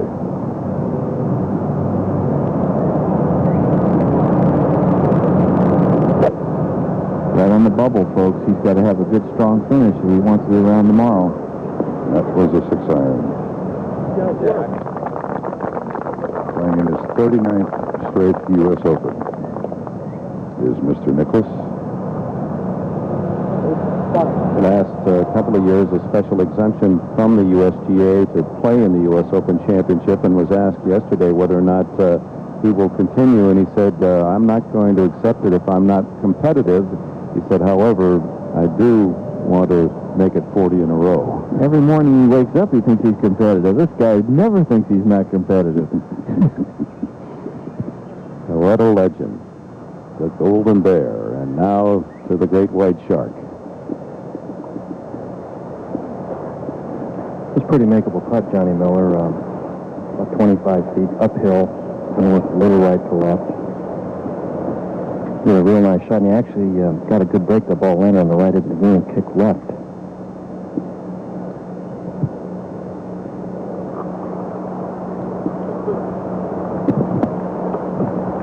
So he's right in that range where he can, have a fair chance of making it. Like you say, it's not a lot of ramifications. Not like it's a tough speed putt, so he can green light this one a little bit.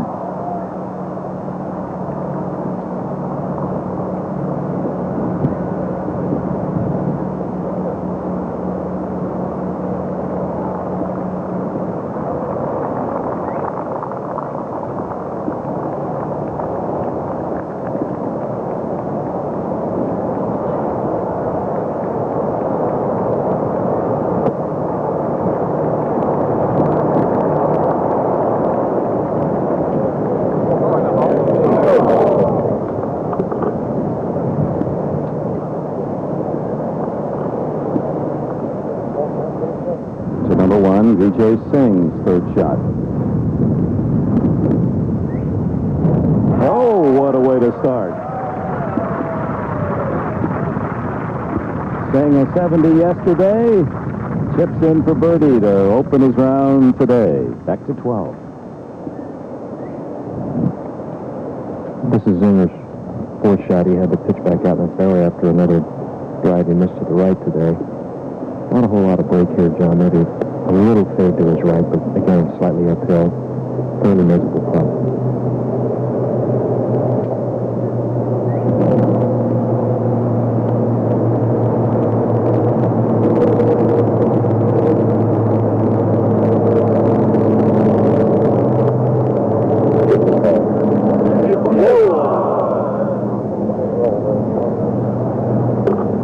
To 15, Mark McCumber.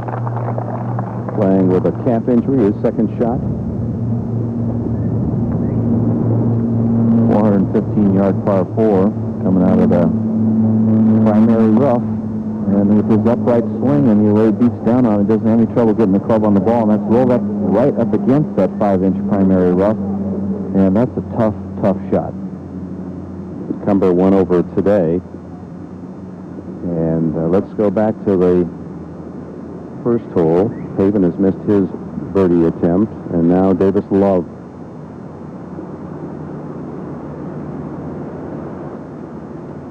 Winner at New Orleans dramatically in a playoff to qualify for the Masters this year. Just right edge putts, perfect putt.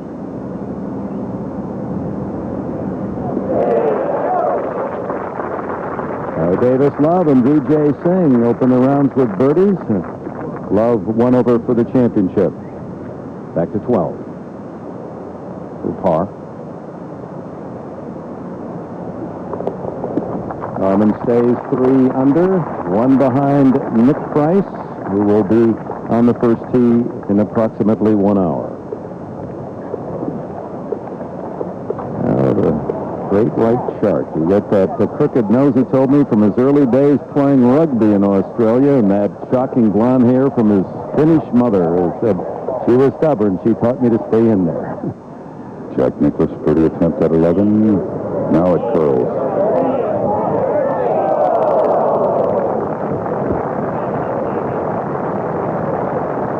Up left for Jack's par 3 to keep him at +6.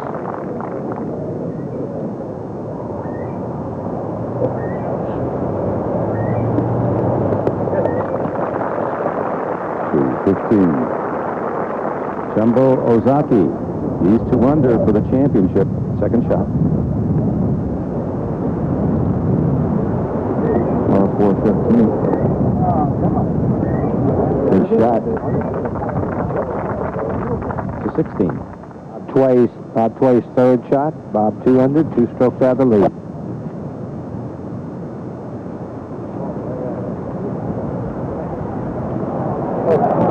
Nicely done. I've seen a lot of shots today. Hit hole high and spin back off the green. That's working its way down, but he's going to have a very makeable putt here to go 3 under.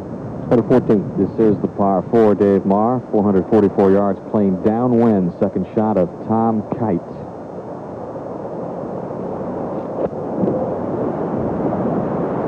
This from 170 yards. tight. Still at +2 after beginning this second round at even. And here on the 13th tee, par 4, 377 yards, Greg Norman is there. John Schroeder? He's going to hit a 3-wood, Dan. He wants to hit it about 235, 240 on the fly down to the bottom of the hill there. Short hole, no length requirement.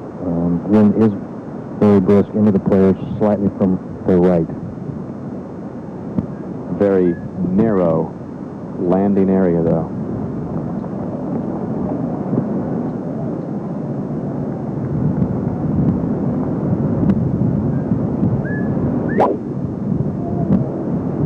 Going a little left, but I think it should be fine because he's laying up with a 3-wood. Nicely done there. Beautiful. And on the edge, Greg Norman on the par 4, 13th. Trails Nick Price by a shot. Phil Mickelson in the clubhouse after 2 rounds at 2 under. Bob Tway still working at 2 under. And we'll be right back to Shinnecock Hills Golf Club in a moment.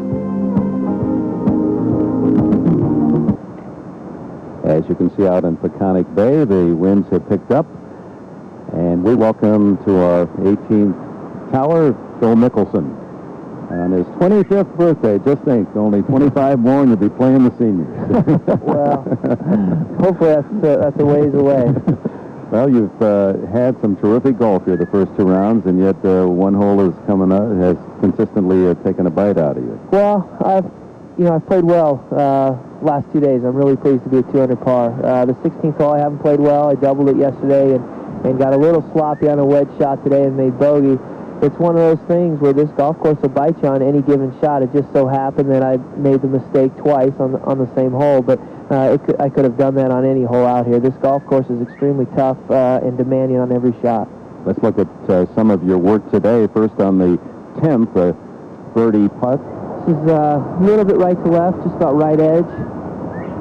And it just softly rolled in. That was nice to see because I had just made pars. And on 15, again, this is about a right edge putt. I hit a 9-iron in there to that point. And here's the shot of the day for the Hackers coming up on 18. I missed it left, and I shouldn't have, but I got a really good lie. It was into the wind, and I had to fly this to the hole to get it there because it wasn't going to release into the wind. Oh, a feathery touch, and Phil Mickelson just 2 off the lead. What's ahead?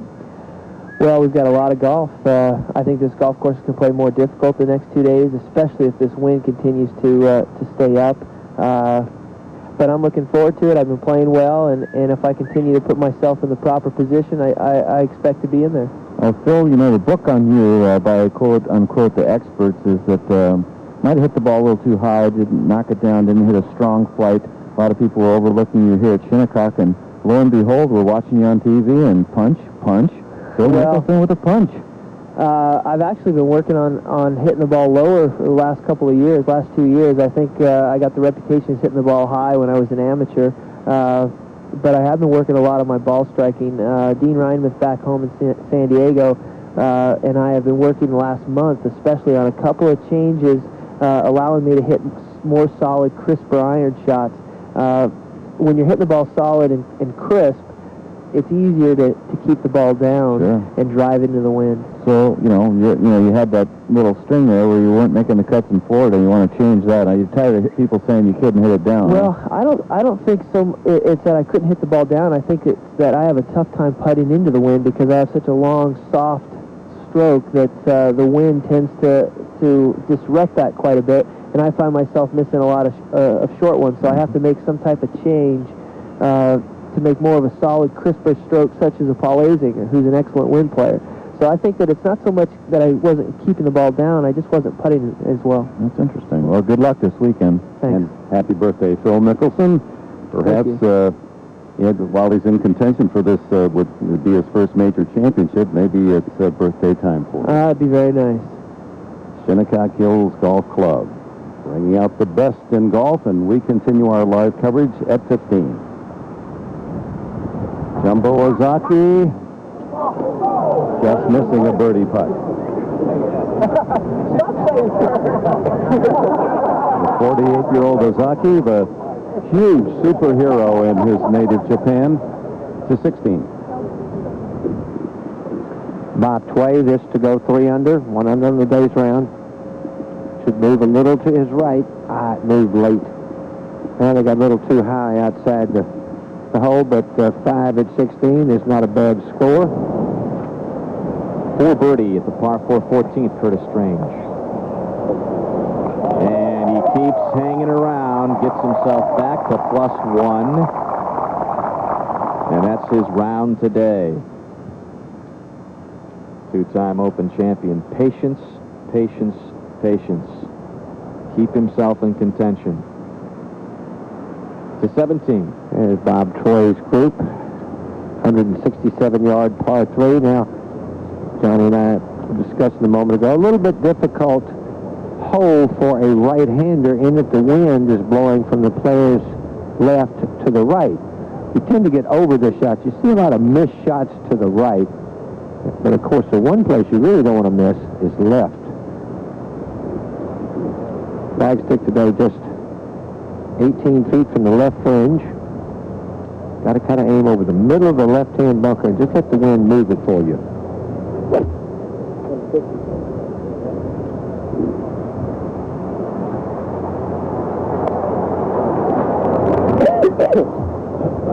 It's okay. Let's go to 13. Second shot, Greg Norman.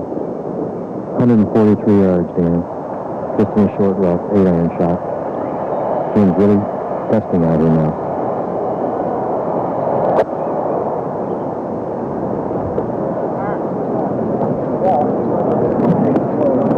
John Schroeder, it's a sort of a visually intimidating pin from back there in the fairway, and so a lot of guys probably bail a little left on that one.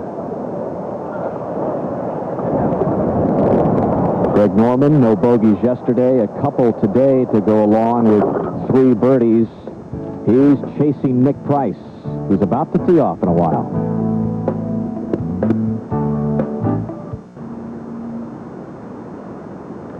Welcome back to Shinnecock Hills Golf Club, the U.S. Open Championship 95th edition. Second round, Nick Price, as they turned on the lights last night, led with his 66. Price yet to go to work, and he's still in the lead. Greg Norman 1 shot back. Phil Mickelson has completed a round of 70.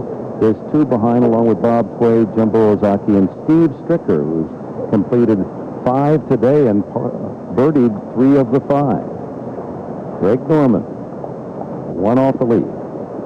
And the Shark has circled practically the entire right side of the screen. John Schroeder, any idea what this putt will do? Probably to the right at the end.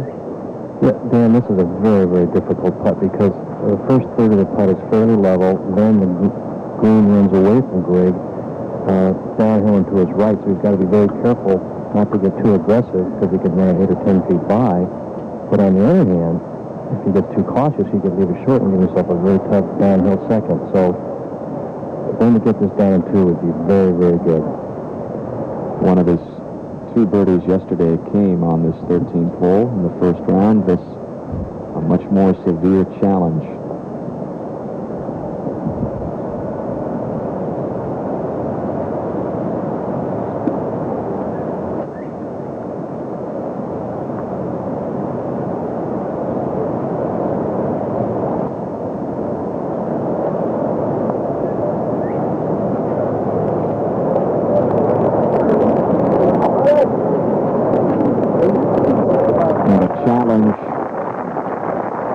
Save his par to 16. Well, we find Jumbo Ozaki this 3-wood. Second shot. He's leaning like it may be a little to the right, but it looks okay. This gets into that 5-inch rough. Depends on the line. Let's go forward to 17 now, where Bob Tway gets his putt for a birdie on the par 3. Oh, right across the top of the hole. Good putt by Bob Tway. That's another par, and that certainly doesn't hurt you when you're a couple under. Let's go to 13. Raymond Floyd. 30 attempts. And Raymond needs those. He's in danger of missing only the 5th cut in 30 U.S. Open appearances. 4 bogeys, no birdies today for Raymond. To 15. It's par 4, 415-yard test. Curtis Strange, second shot from the primary rough.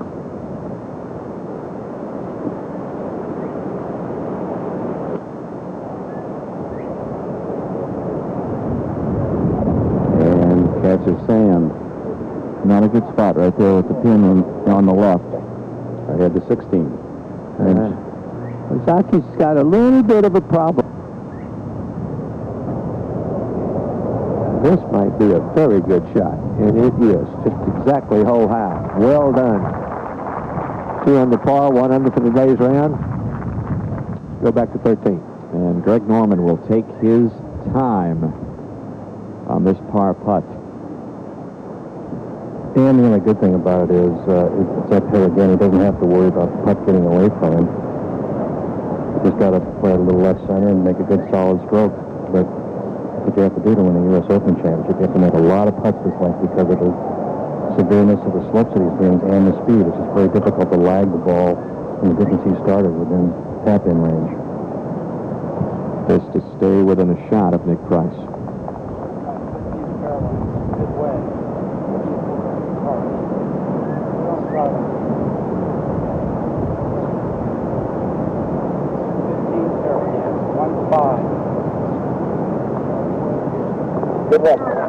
Norman has the par. And to update the leaderboard, it was Nick Price who yesterday said, you can bet Greg Norman will be there in the end. And his good friend has made good on that prediction. To 16. And Mark McCumber now. He's had the advantage of watching Hoke and Ozaki. He plays a little punch here. Good looking shot. Now let's see if he gets some spin. Oh man, what a very, very well played shot. Mark just 2 over par, and he's got that putt to get to 1. Certainly still in the hunt. And let's go to 18. Where Bob Tway comes home into the clubhouse at Shinnecock. 2 under, 2 off the lead.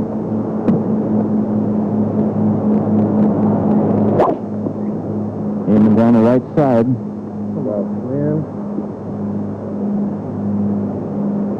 Good shot. And the former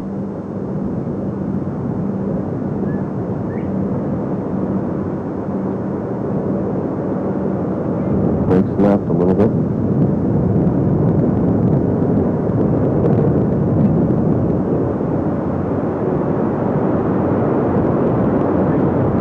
and trying to get off to a good start after a disappointing 74 yesterday. To 16. Well, we find Ozaki playing in his 9th U.S. Open. Best finish to this point, tie for 6th in '89 when Curtis won his second straight, as a matter of fact. This man has been a wonderful player a long time in Japan, and of course a giant hero there. Golfing family, 2 brothers, very good players. He took him a long time to pick up the English language, and he never really felt too comfortable over here. And even though he had his first Masters, he played quite well, made a top 10 finish, but maybe 48's the right year when he feels comfortable enough to perform in the U.S. Now this to go 3 under. Shot back to the lead. He's right. Did he hit it though? So you feel like you're going downhill, and it's just not as fast as it looks. Let's go to 14.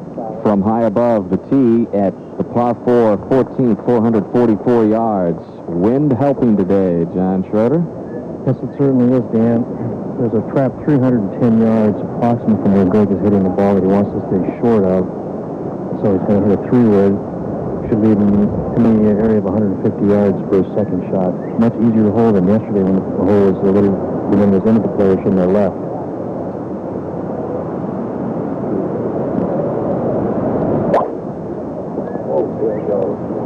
Beautifully struck, right at the middle of that bunker I was talking about. And large. To 15. Third shot on this par 4 for Olafable.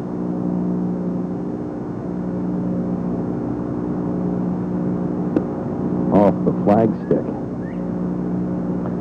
Well, slowed it down. Could have gone in, but good break, actually. 16. Mark McCumber just for his 4 birdie. He won over. Mark playing with a torn calf muscle. Limping quite a bit. And he gets the wiggles that one in. That's very nice. McCumber 1 over for today's round. Certainly still can be a factor in the tournament as you look at the leaderboard. Again, Nick Price has not started yet. Norman finishing. Steve Stricker off to a good start. He must have grabbed the bogey at 6, though. Singh after the chip in at 1. Fuzzy not started. John Cook in good shape. And, of course, Tom Watson.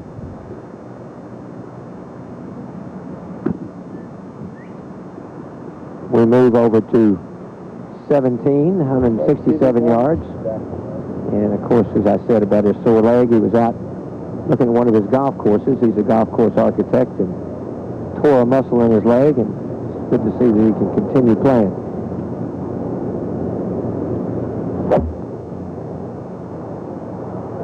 On the ground. Down. When you hear a player say down, you know he's overcooked it a little. Mark a left to right player, and with the wind blowing that way. We were yesterday, Bob, right? You hear him say, that's where we were yesterday. That's where most people are, Mark. Ozaki now. Just for the 7 iron. Takes an awful lot of courage to aim over that left-hand bunker, because if you happen to pull it, you did.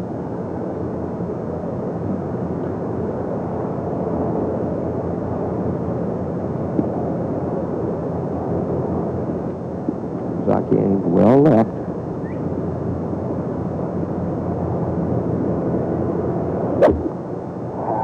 He didn't like it either.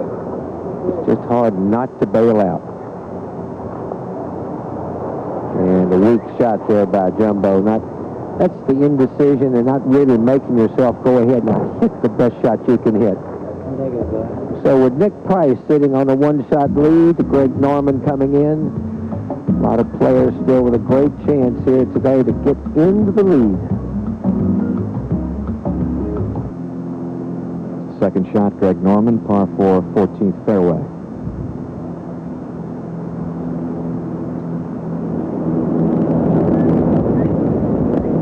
Wind blowing through this and up to this green like a funnel, almost like a wind tunnel down there. And Greg Norman is well short of the hole located back center today to 18. And Bob Tway, second shot. 210 yards. Downwind.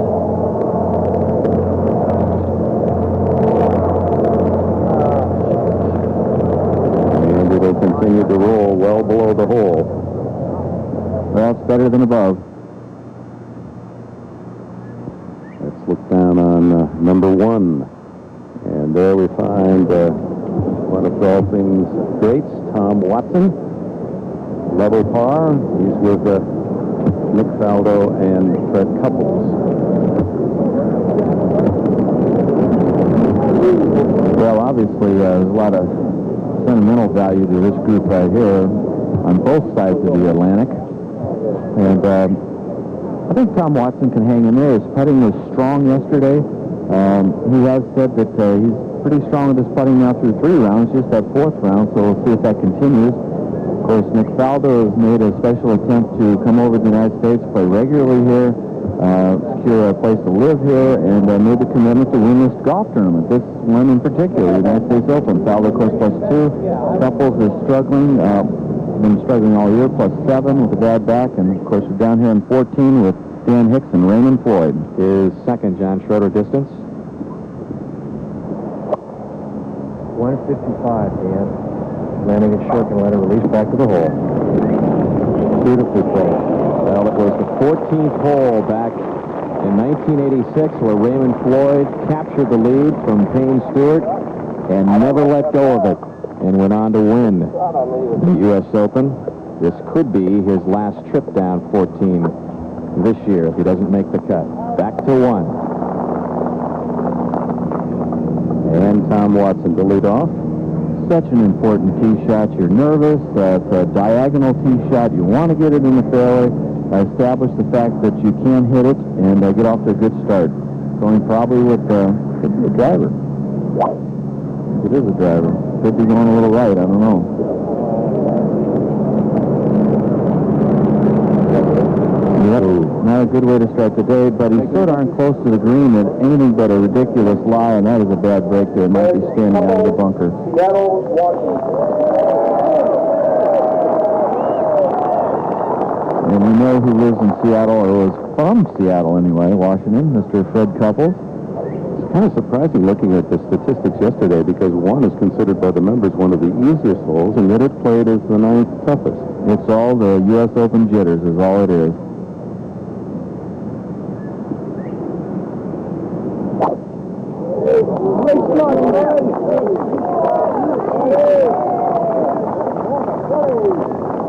Perfect shot right there, Freddie. Maybe you can just shoot nothing today. Boom, boom, well out there.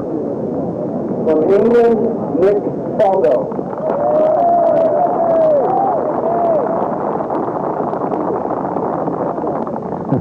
From Seattle, Couples from England. Nick Faldo.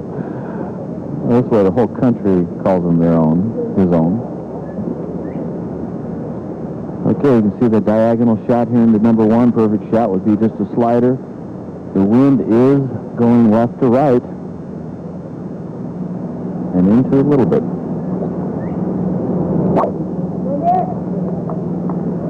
Not too many cheers from the Englishman.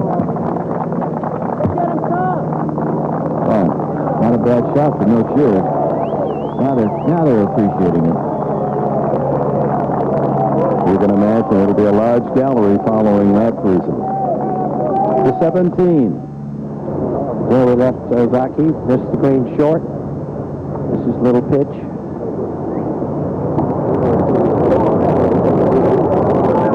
And nicely done. And he tapped that in for his 3, so he goes to the 18th, 2 strokes back of Nick Price. Let's go to 14. Birdie attempt for Greg Norman.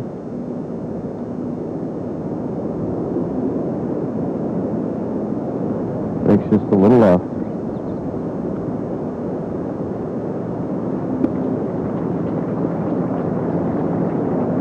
We'll back off and try again. Probably a bug on his ball, Dan.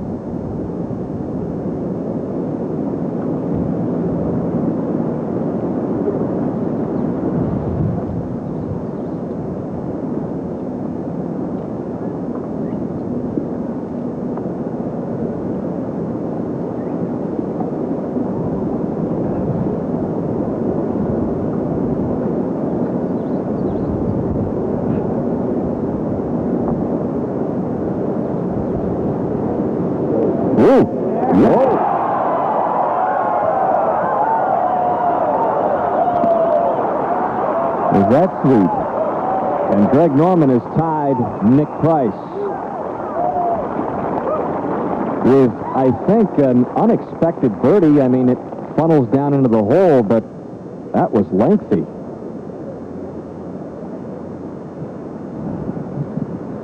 Yeah, those kind of putts can bring a smile to your face. And wonder of the rest of the course, Johnny Miller, because those cheers reverberated throughout the full 18 holes. That's a wonderful hole, that 14th hole. It's just gorgeous the way it moves up through those trees and just looks great. It's nice to birdie a hole that is challenging like that. Take a look at his putt. It does move just about what I said it would, and he hits it just right out there, and it's just right in the heart. Let's watch it. Throws it out between the bar's feet, coming back, Hartsville. And the 4th birdie of the afternoon for Greg Norman. 18. And Bob Tway, 2 under for birdie. Don't want to go long here.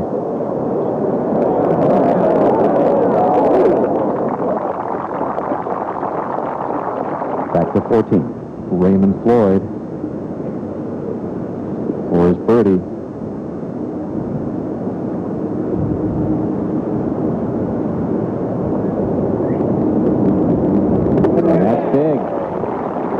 Raymond Floyd back to +7, and a projected cut at this early stage at +6. He's on the bubble. Back to 1. And Nick Faldo sizing up his second shot here on the opening hole.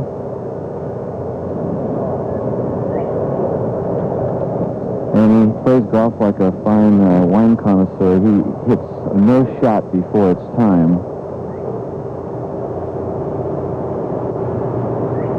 Left to right crossing wind. It's a tough wind because you have the hole cut on a side slope, and there's a hill left of the pin, and it wants to kick right. Of course, the wind wants to make it kick right, so the ideal shot would be probably about a 4 or 5 foot hook, just maybe a foot left of the hole, which puts some spin to keep it from kicking right and hold it up against the wind.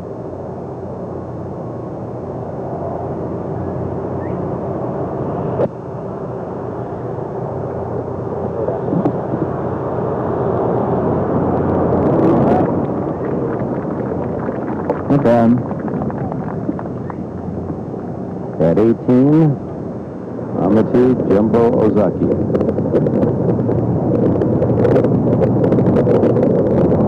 And he can move it out there, I'll tell you, with the best of them. Maybe not Tiger Woods and John Daly, but not far from it. Back to 1. Creative shot by Tom Watson. That is tremendous right there. Oh, my. Not too good a bounce, but there's that kick I was talking about. It's very well done, standing a foot above the ball, using all hands and just finessing it out of there. To the 15th tee. Greg Norman and Nick Price, 4 under, tied for the lead. They are currently ranked 1 and 2 in the Sony World Rankings, 2 best players by that ranking system, and they are atop the leaderboard in this second round of the U.S. Championships. This 15th hole, 415 yards downhill, one of the highest points on the golf course. The wind is a factor here. We have so much time, the ball has so much time to get on the ground that it's easy to lose it on either side, and you don't want to go right here. Definitely do not want to go right. He's hitting a driver, Johnny, and the wind, of course, is going to be hard left to right. This hole sets up nicely for Craig getting that real strong slider of his.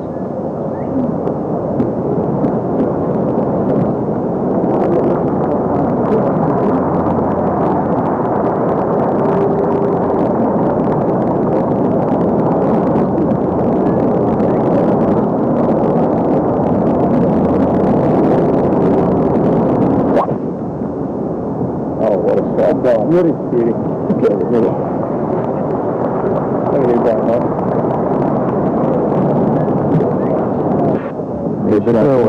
I wonder if the guys in his group, John Shore, get tired of saying, "Great shot, Greg." Well, the reason he's leading the tournament, he's putting the ball in play a lot more than Raymond and Zinger have today. That's the key to the U.S. Open, put it in play. Back to number 1, Fred Couples' second shot. Not the best pin or win for Fred, but just a wedge from 100 yards.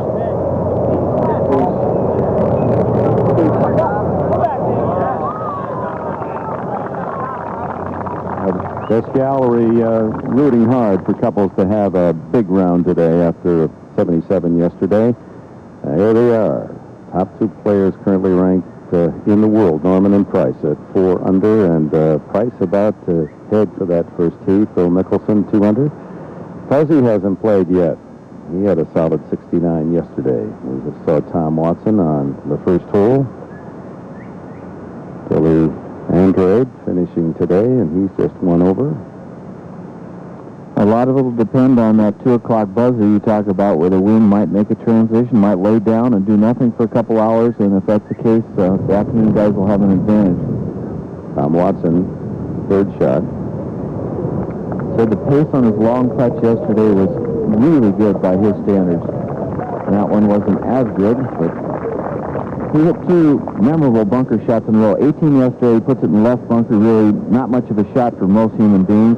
He figures out some way to hit a 5-iron out over that lip and makes the 10-foot birdie putt. Unbelievable. 2-shot swing there. Then this one here, most people would bogey out of that stance, and he should make par here. So he's picked up 3 shots in the last 2 holes he's played. But it's the flat stick that has been his problem. It used to be so easy. I made 2 adjustments in my putting method in all the good years. Now I make adjustments every other green. That sound familiar? Yeah, now it's just 2 adjustments. It's line and pace. 218. Jumbo Ozaki. 200 yards. Looks like he's going to walk, but he isn't.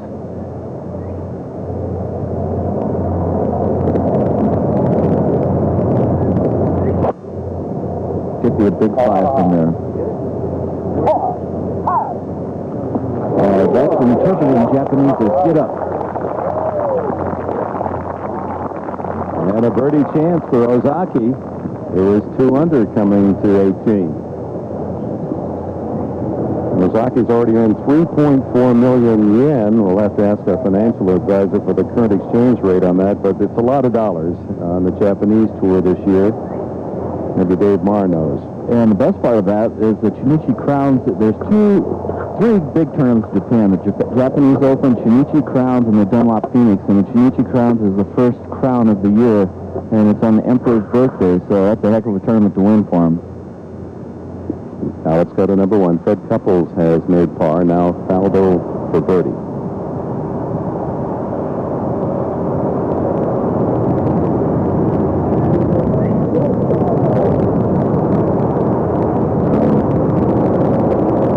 Determined 37-year-old Faldo opens with his par.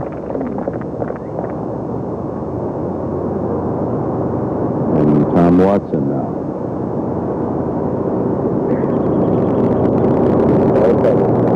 And this is that length that he really grinds on. And these are the ones that he can make them off right off the get-go, could establish a round for him where maybe he can get it under par today.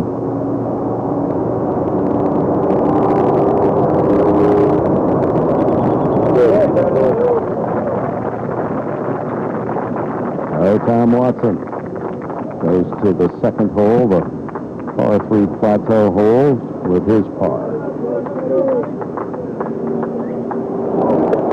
To 15, par 4, 425-yard downhill, dogleg right.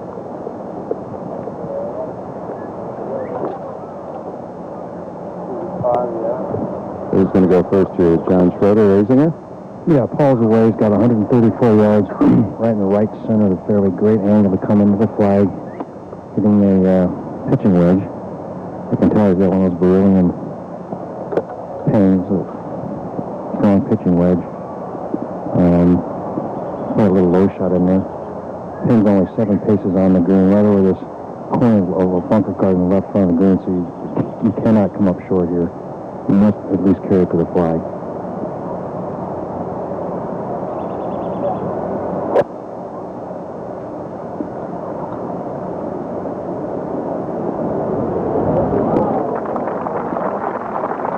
Well done, but Paul looking for something better.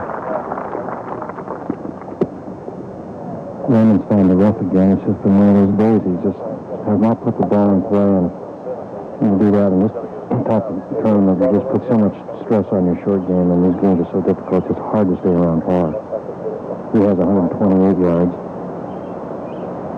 How far is that putt line? 15. That's still be an easier shot, wouldn't it? I mean, if you take, I can't get over that. I mean, I think it's probably worth the game because it's still a tough shot. It can only be in the 7, isn't it? Don't you think that? Maybe you carry it a little right up. See if there's nothing there on that. Okay.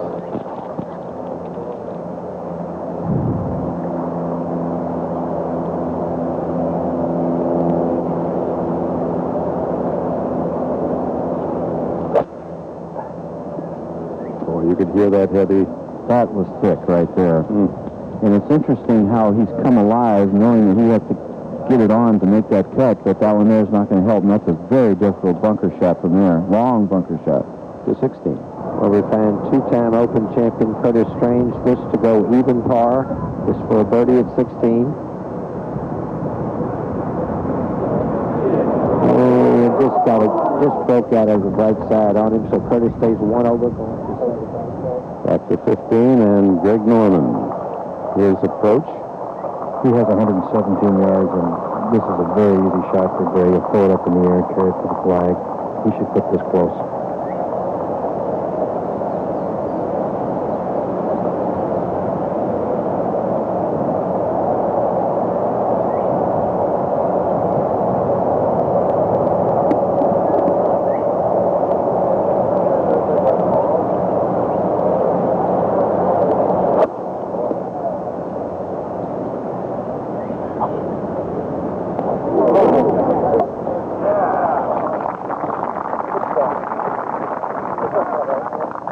To 18 and Mark McCumber.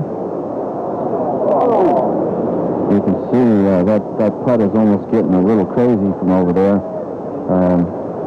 Once it makes that left turn, it just keeps trickling and releasing about a 3-footer side hill curler. And Jumbo just hit, you talk about a good spot to leave it, maybe a few feet farther towards where he's walking now would be better, but he's in a nice position. It's a hooking putt. It's very slow. It's the kind he could make, and definitely be the best performance he's ever had on in a major in the United States. Jumping right in behind Price and Norman. And Japanese television carrying this U.S. Open Championship, and you can imagine the fans of Ozaki and Japanese so much in love with this game, rooting for this putt. Just outside right, you could make this. Slow.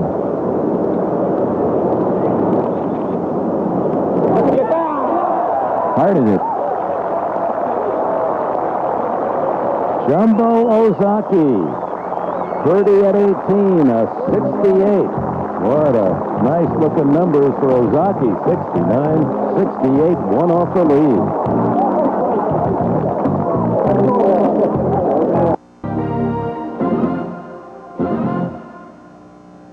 Hi, Linda Cohn in the Sports Center studios. Just moments ago, the International Olympic Committee announced its selection for the site of the 2002 Winter Games.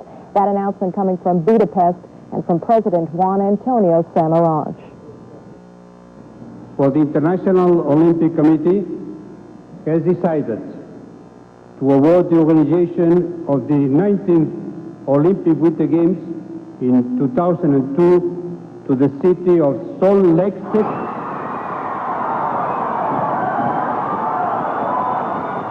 So after 4 failed bids and 29 years of waiting and millions of dollars invested, the favorite, Salt Lake City, finally has a reason to celebrate. The Utah Capitol beat out the 3 other finalists, Östersund, Sweden, Sion, Switzerland, and Quebec City. Also, word is later today in baseball, the St. Louis Cardinals will fire their manager, Joe Torre. Complete details on SportsCenter at 7 Eastern tonight. Now back to the U.S. Open and Dick Enberg.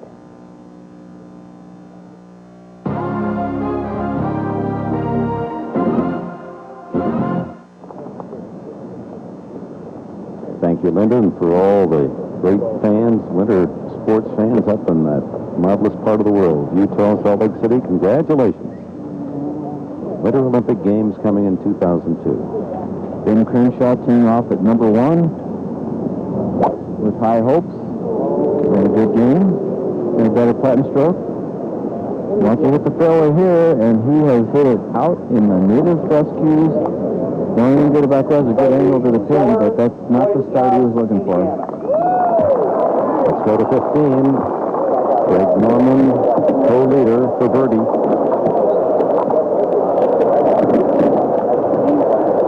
He'll start breaking now. Good putt, didn't break till real late into the putt. You don't want to play with me on that. No, tap in for Norman to stay at 4 under, which is tied for the lead with Nick Price, if you just tuned in, who has not teed off. He was a little woozy. Ian Wiesman from Wales. First hole.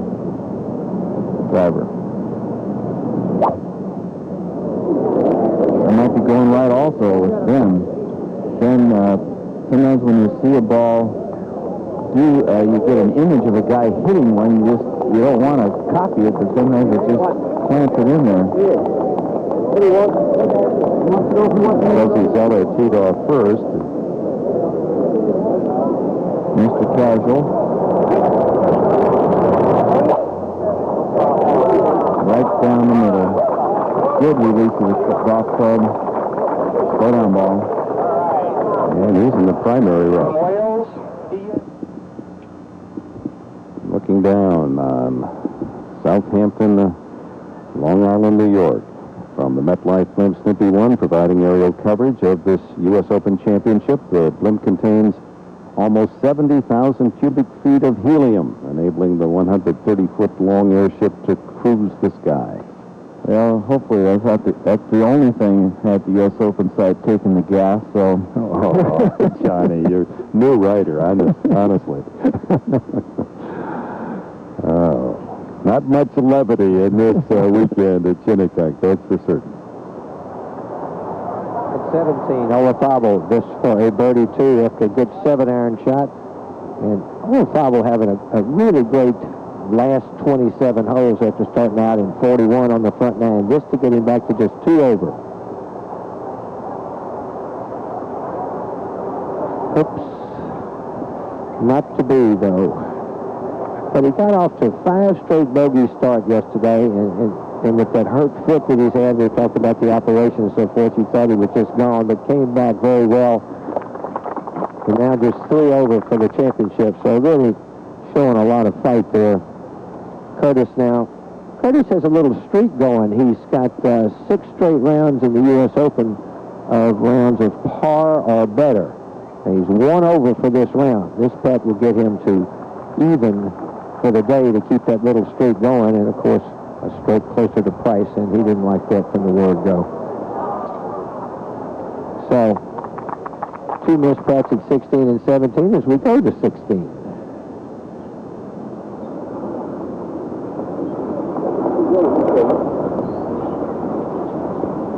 Curtis's great moves off the 17th tee, and Greg Norman at 16.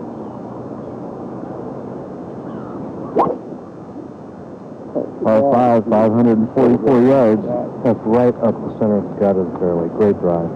He's really playing well, isn't he, John? Yeah, he's only made the errant drive at the 8th and the 10th hole. Otherwise, he's playing impeccably. You see Nick Price on the putting green prior to teeing off. Trying to get the pace and the rhythm. Johnny, what about Nick Price? Prior to coming out to hit balls, was he watching? I mean, you have to be curious as to how the men that had started so much earlier are doing in front of you. I'd be very surprised if he was watching anything. I think he probably is. He probably has a routine. The guys on the tour have such a set routine, reading the paper, whatever they're doing, breakfast, X amount of time to kick back and get to the course. So I'm sure he's not changing a thing. Out of the fescue, Ben Crenshaw on the first hole. Let's see how it catches the shaft, turns the club over, and dead left. Is there any way you can compensate for that? Some guys can do it. The McCumbers, Nicklaus's, Normans, you have to just hang on to that left hand for dear life, keep that face square as long as you can, and just force that club to stay square. If you flip it at the bottom, watch the grass. It catches here, and just look at that club go flipping over. I see Zeller's second shot. And he's on the dance floor. Long putt for birdie. Tom Weisskopf told me about that grass. You try to play almost a cut shot and it ends up going straight. You know, in other words, you open the face and try to cut it and it ends up straight, which is a good way to do it also. For the 5th. This is the par 5, and our first look at Jeff Maggart. This birdie would put him in a tie for second. Currently at 2 under.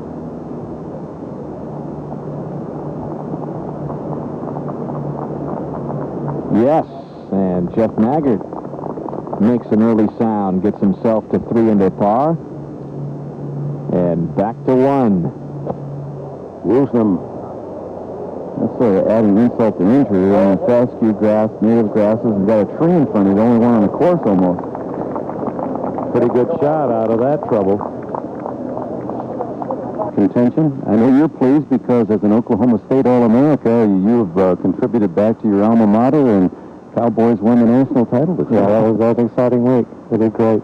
Yeah, indeed. And this young Chris Tidlin Looks as if he might be a fine addition to the tour. I think so. They've got a lot of people who will be.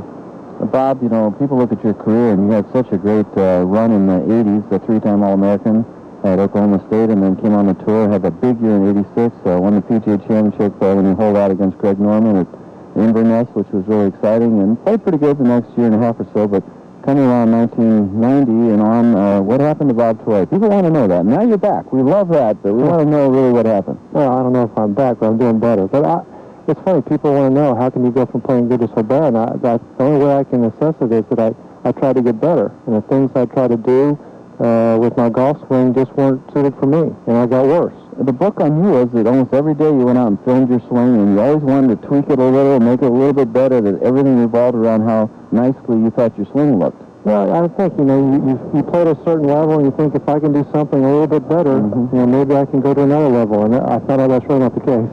Let's go out to good playing. Just to take a look at Greg Norman, co-leader. I would imagine he's probably going to lay us up, Bob.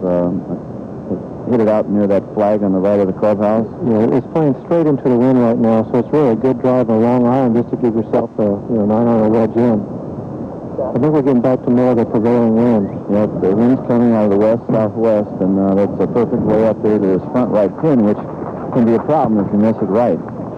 Bob, we're talking about the pressure, the tradition to win a major as we go through this U.S. Open Championship, and you have at least that part in your biography with your PGA title. For the average fan, are we overemphasizing the importance in the career of a major? I don't think so. The feeling you get when you come down the stretch is a lot different than any other tournament. You just want to win it so bad that you're choking so bad, but everybody is. And it's just really how you deal with it.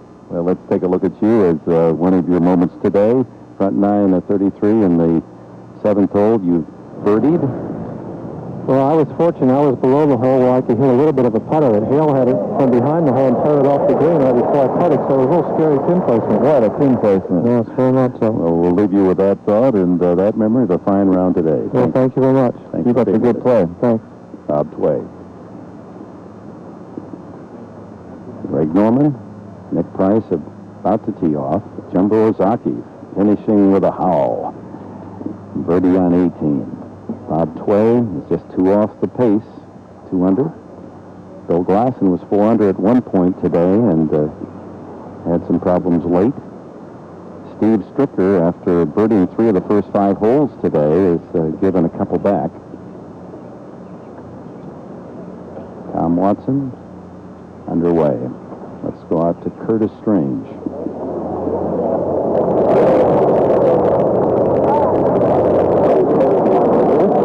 Anticipating a good shot, or a borderline shot, and it catches the bunker right in the lip. To 16. Well, we find Raymond Floyd getting ready to play his 3rd shot. John, he's back pretty far, isn't he? Yeah, Davey, he lost another tee shot to the right, put it in the fairway bunker, and just had to hit about a 6-iron out, and he's got 164 yards to the flag.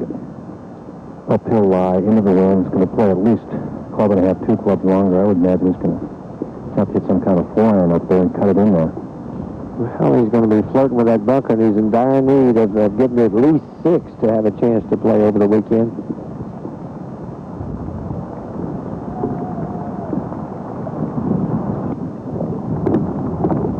Shot that ball up in the air, and it's losing its power, partner.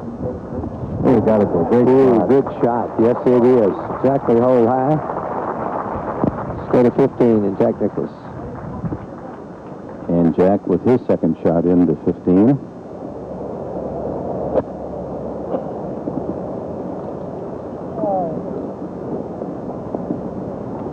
Wheels have come off for Jack today. He's 8 over for the round and +9 for the championship. Well, he was hoping his new found forward press turn his head would work, and maybe the putter let him down, but Jack seems to be looking for the old Jack Nicklaus, or the young Jack Nicklaus, and seems to be Wood Keys. They stand for works only one day. That happens sometimes to all of us. Jack tied for 8th at the U.S. Open Championship here at Shinnecock 9 years ago, tied with Bob Tway to the 10th.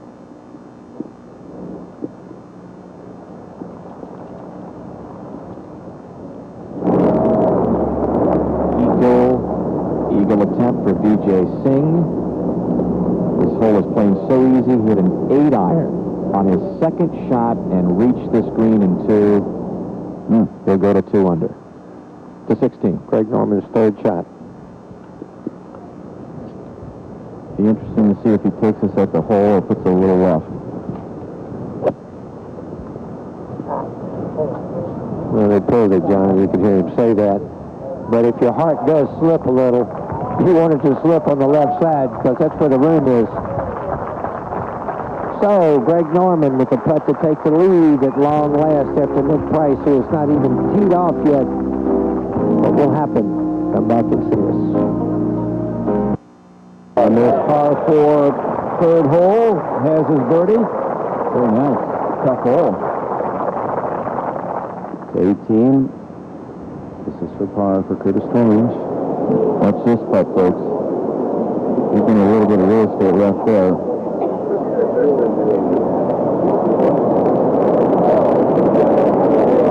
Back to the first tee, and the defending champion of the U.S. Open, Ernie Els.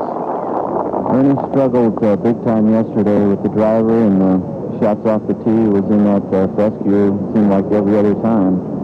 And this course will not allow you, no matter if you're 6'4" and 210, will not allow you to play well if you do that.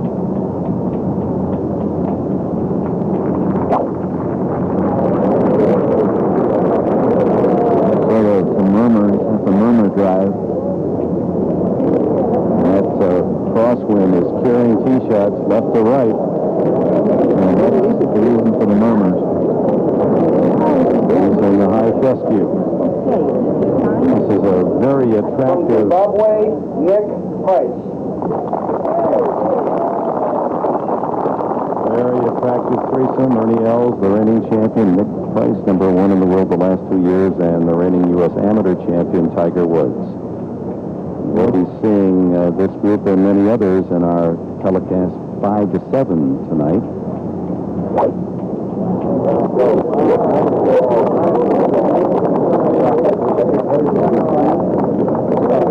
Don't play for any better than that. That's birdie land right there. Good chance for birdie. From Cypress, California, United States amateur champion Tiger Woods.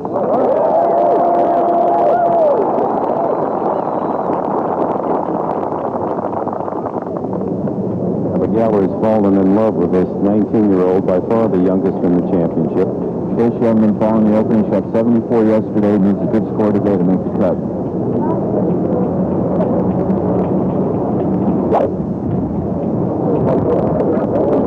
An iron off the first tee. Let's see if it catches that right side of the fairway. Not too bad. Just got out of the primary, cut into the intermediate. Good enough. Let's go to 18. Curtis Strange for bogey.